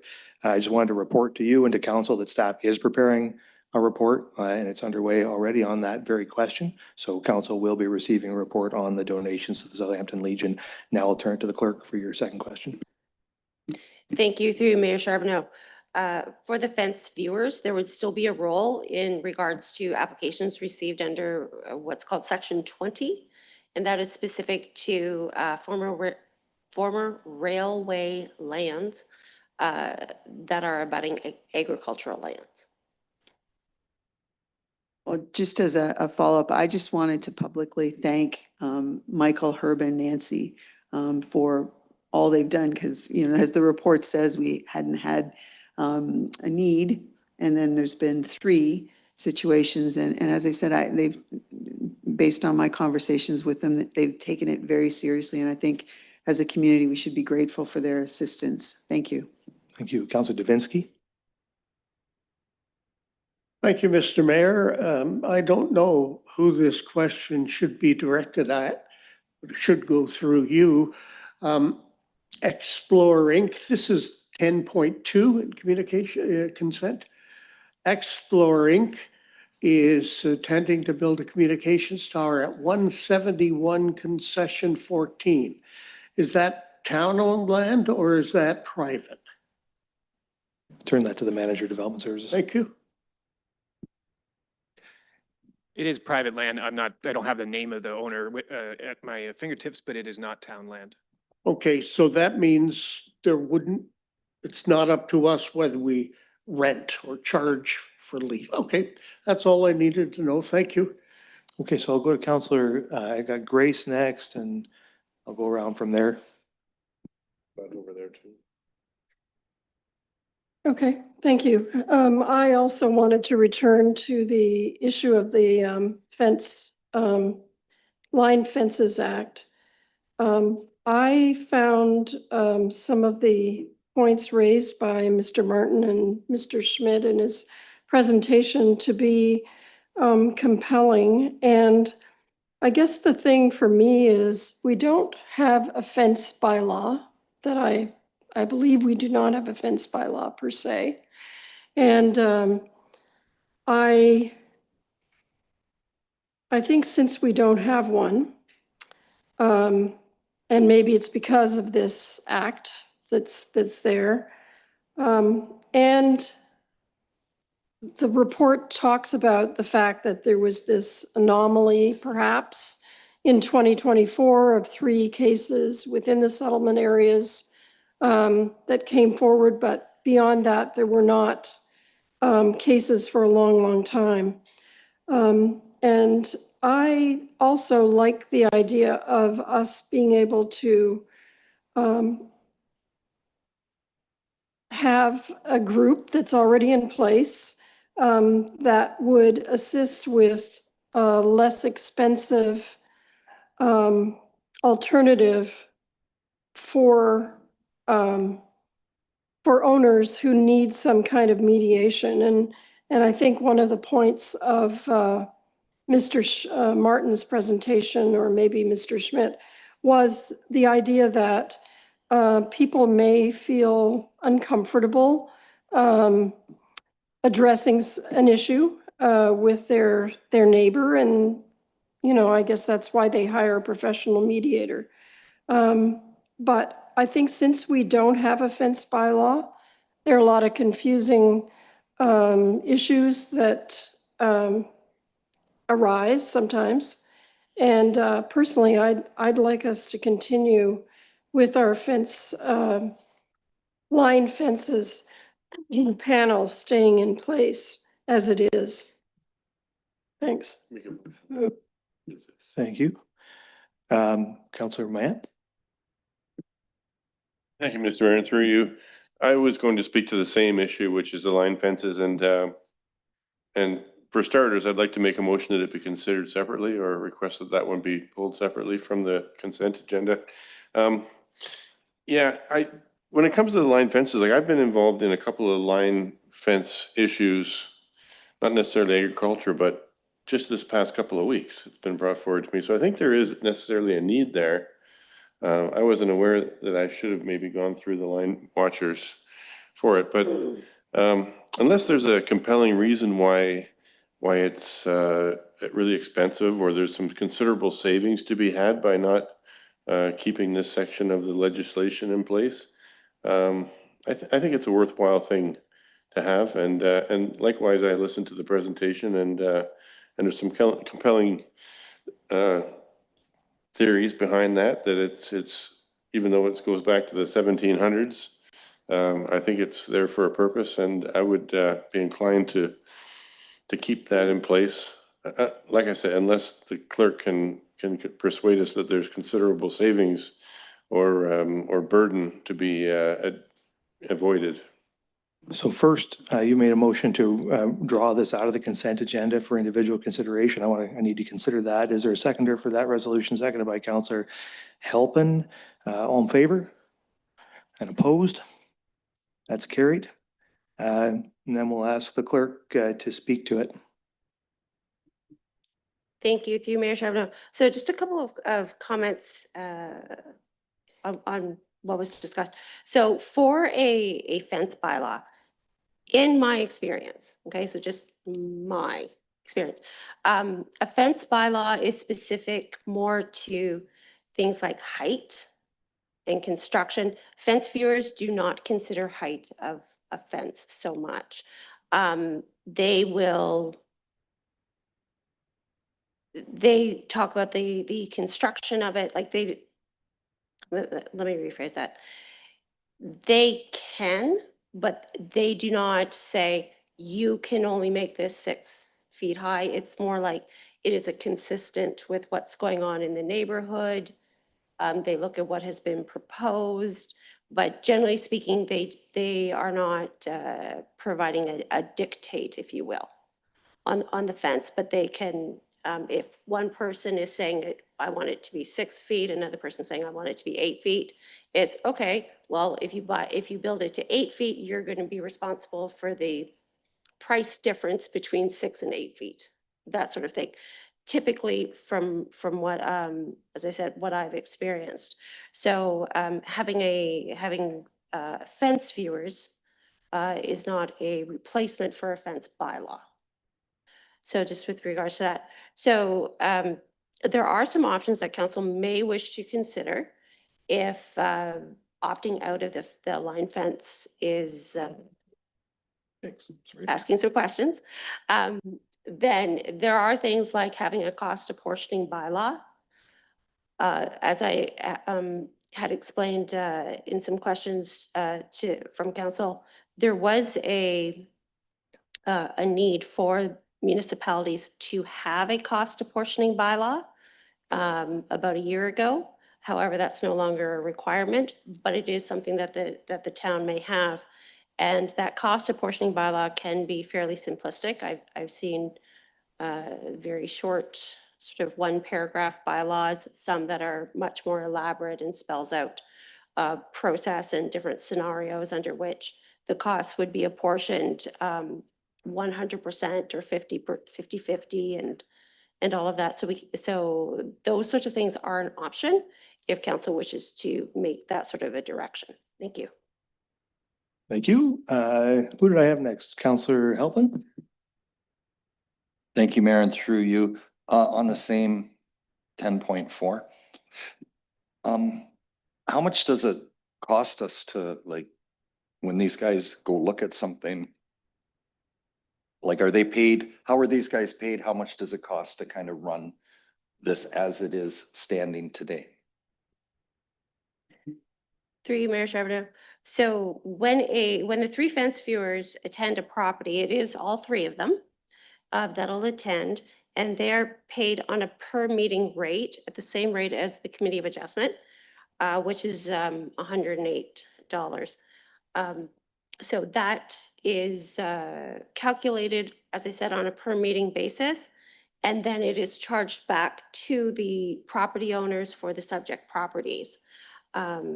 And so they could, so it is apportioned by the fence viewers for them to pay that. What isn't covered as far as what the property owners pay is staff time, which is, as I said, a minimum of 5 hours. Depending on how the fence viewing process goes through, I don't want to get too nitty gritty, but if a property owner constructs the fence, it's 50-50, and the other property owner is required to pay 50%, they don't pay it.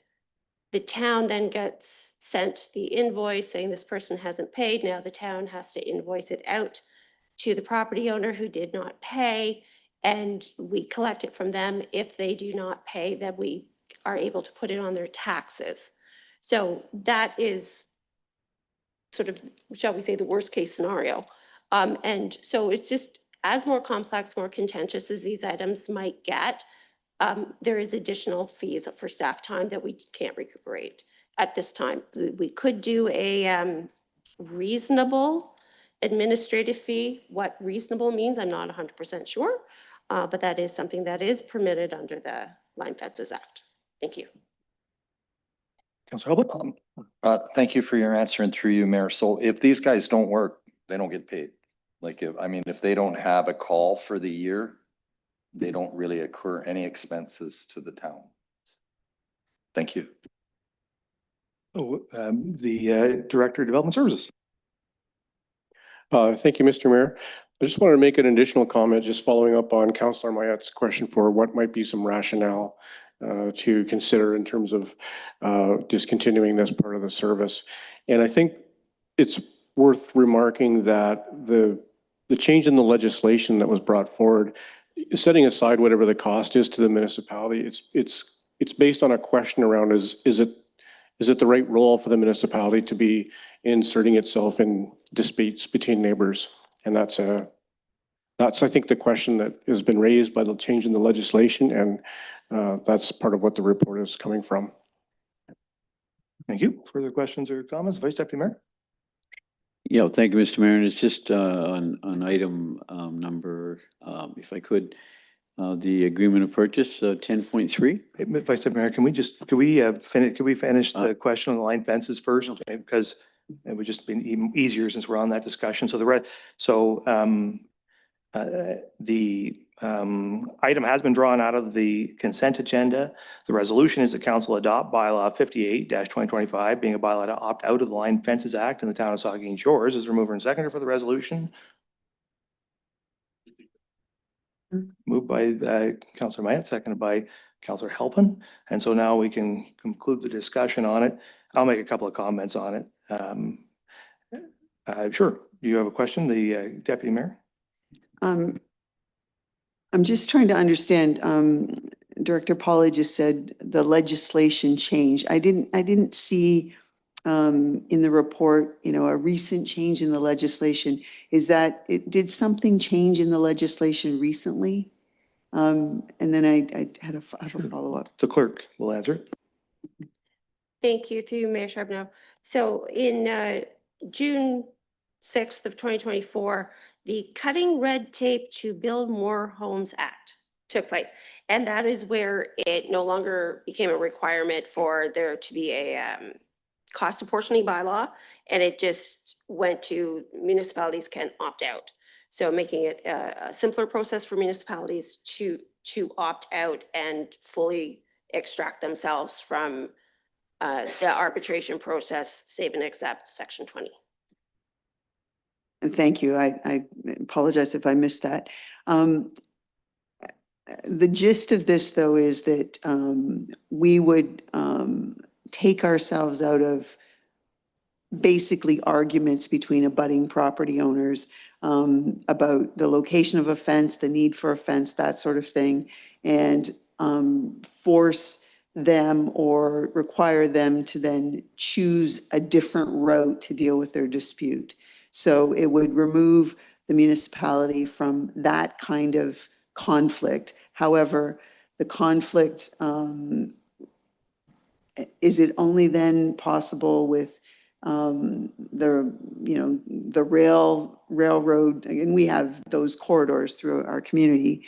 The only need for this fence viewing group, 2 men and a woman, currently that's their membership, or that's the composition of the committee. It's only that specific kind of situation with a fence. So it's not a fence between a rural property that abuts another rural property. It's really just in town, that neighbor conflict that we're wanting to get ourselves out of that mix. That sort of makes sense to me. Thank you. That's the gist of it, right? The clerk? Yes. So what is being proposed is opting out of the Line Fences Act, except where those former railway lands exist. So that would be the only portion of properties that would still be arbitrated through the Line Fences Act process in Saugeen Shores if this is approved. I think, I'll just make a couple of comments. I think, like, up until a few years ago, we didn't have any line fence viewers appointed, right, at all. And there was no call. Nobody was standing at the podium demanding that we have them. because people were, and I would suggest continue to resolve these issues between themselves every day across the municipality, just like neighbors resolve issues between themselves on all sorts of things every day. And the municipality does not need to be in those disputes because people aren't asking us for, except when we created a bunch of line fence viewers, suddenly they showed up and asked us for that service, which we're providing at a cut rate price on the back of the taxpayer to give them basically free mediation or very cheap mediation, which they are responsible for as private property owners who abut one another. And we would expect them to be responsible for that in every other dispute they would possibly have. The municipality does not need to be in the center of disputes between private properties. We should be getting out of that as much as possible. Much of, we have a lot less committee of adjustment activity now than we used to. And a lot of the committee of adjustment used to be just that. Property owners who were mad that Jim parks his car the wrong way on the sidewalk, and I'm going to get Jim. And so, he built his shed 1 inch too close to the property line. And then the committee of adjustment ends up mediating that dispute that has nothing to do with the shed at all, right? And that's exactly what we're into now, where my neighbor put up a fence and it's 1 inch too tall. And now we're going to get the municipality in to mediate it and settle this fight that's been going on since 1987 over something that has nothing to do with the fence. Let's get out of this business, please. Dear God, please. And I think, I would echo the comments that were made. I really appreciate the work. We have some 3 great folks who've done this for us. Appreciate that work. But with the greatest respect to them, this is a business that the municipality doesn't need to be in. Folks can get mediation elsewhere. So I really strongly support this recommendation. I hope council will. Further discussion? Councilor Matt? Yes, thank you, Mr. Mayor, and through you. Well, the reason that I would like to see this stay in is, well, you said at the taxpayer's expense. It's actually at the landowner's expense, because as the clerk pointed out, if we have to pay them $300 on a dispute, it gets billed back to the landowners anyway. So it's not really on the, but what we do have is we have a resource where we have people who are infinitely familiar with the rules and the legislation. And when there is a dispute, they can pretty much go out there and say, these are the rules you have to follow. You're either on the hook or you're off the hook. I mean, true, we don't have as many fences. We've probably over the past 30 years, we've been tearing out more fences than we've been putting in fences as we move away from beef and livestock to cash cropping. But there are some fences going in. In fact, my neighbor just built a fence along the 100 acres between us. And we had a discussion over it. Didn't come to the point of a dispute, but we resolved it. But it's nice to know there's a resource there of people who are knowledgeable. And I don't think it's costing us a lot. And it seems to me that if we get rid of this, then we're going to have to replace it with something. We're going to have to come up with the bylaw.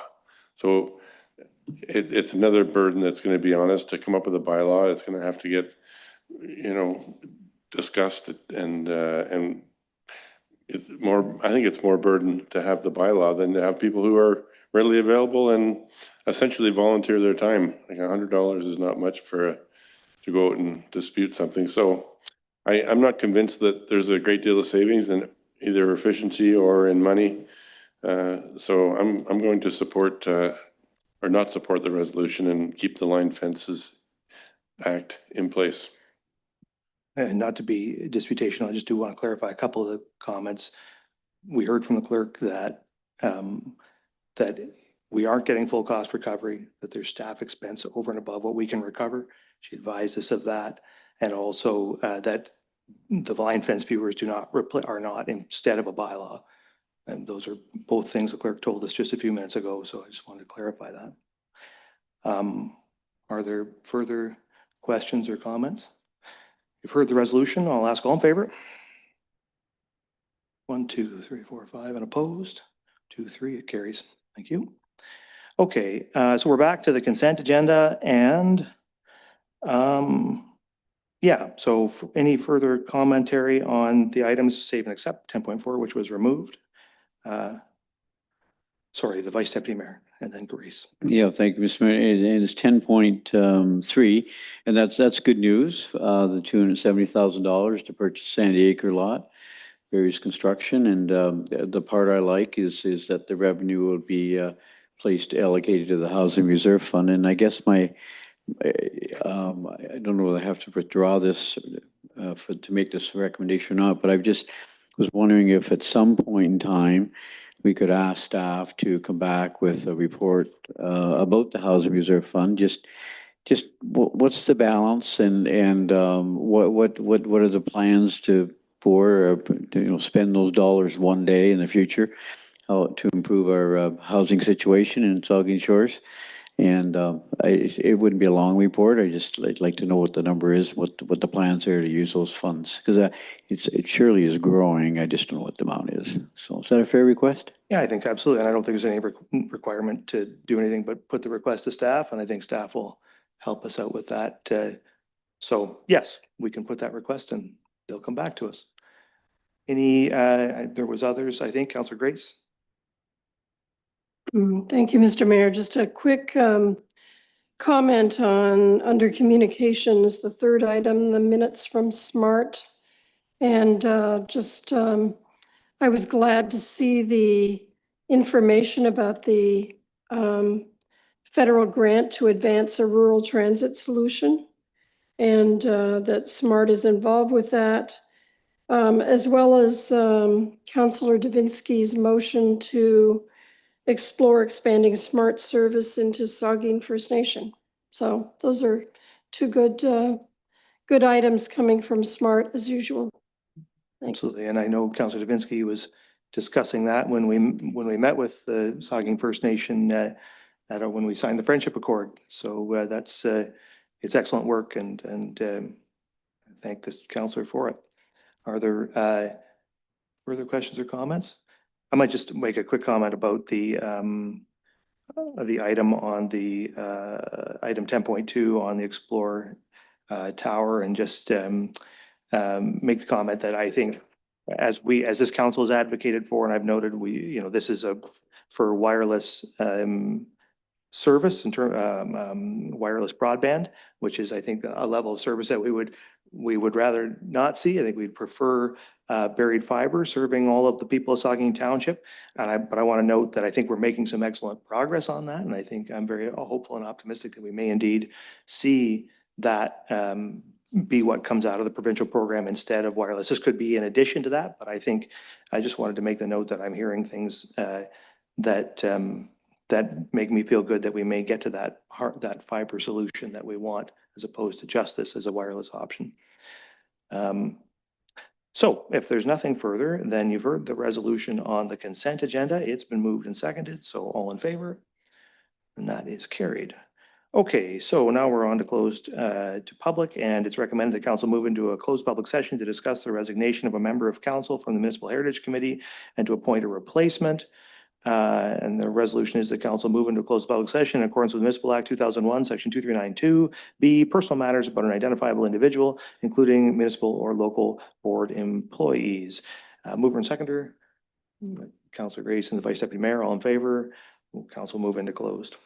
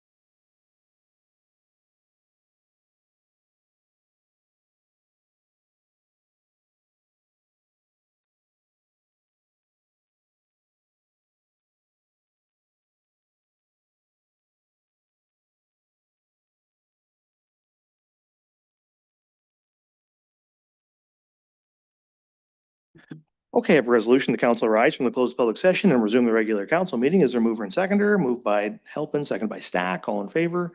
That is carried. And I'll report that during the closed public session, council approved closed to public minutes. Council discussed matters relative to the resignation of the deputy mayor from the Municipal Heritage Committee and the appointment of an alternate member of council for the Municipal Heritage Committee. And there was a recommendation coming out of the closed public session that council accepts the resignation of Deputy Mayor Diane Huber from the Municipal Heritage Committee and appoints Councillor Bud Halpin as the alternate member of council for the Municipal Heritage Committee. Is there a mover and seconder?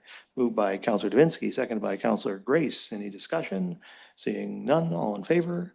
That is carried. And then we will go back to the agenda, and I have bylaws here, 3 bylaws for consideration. Anybody wish to have any of those considered individually? Seeing no request for that, then there's a resolution that bylaws 57-2025, 58-2025, and 59-2025 are hereby read, passed, and sealed this 26th day of May 2025. Is there a mover and seconder? Councillor Grace, Councillor Halpin, all in favor? That is carried. And then the confirmatory bylaw, that bylaw 60-2025, being a bylaw to confirm the proceedings of the Council of the Town of Saugeen Shores, hereby read, passed, and sealed this 26th day of May 2025. Is there a mover and seconder? Councillor Stack, Councillor Halpin, all in favor? That is carried. And finally, the resolution of this regular council meeting of May 26, 2025 hereby adjourns at 9:26 p.m. Mover and seconder, Councillor Davinsky, Councillor Grace, all in favor. Council stands adjourned. Have a good evening, everybody.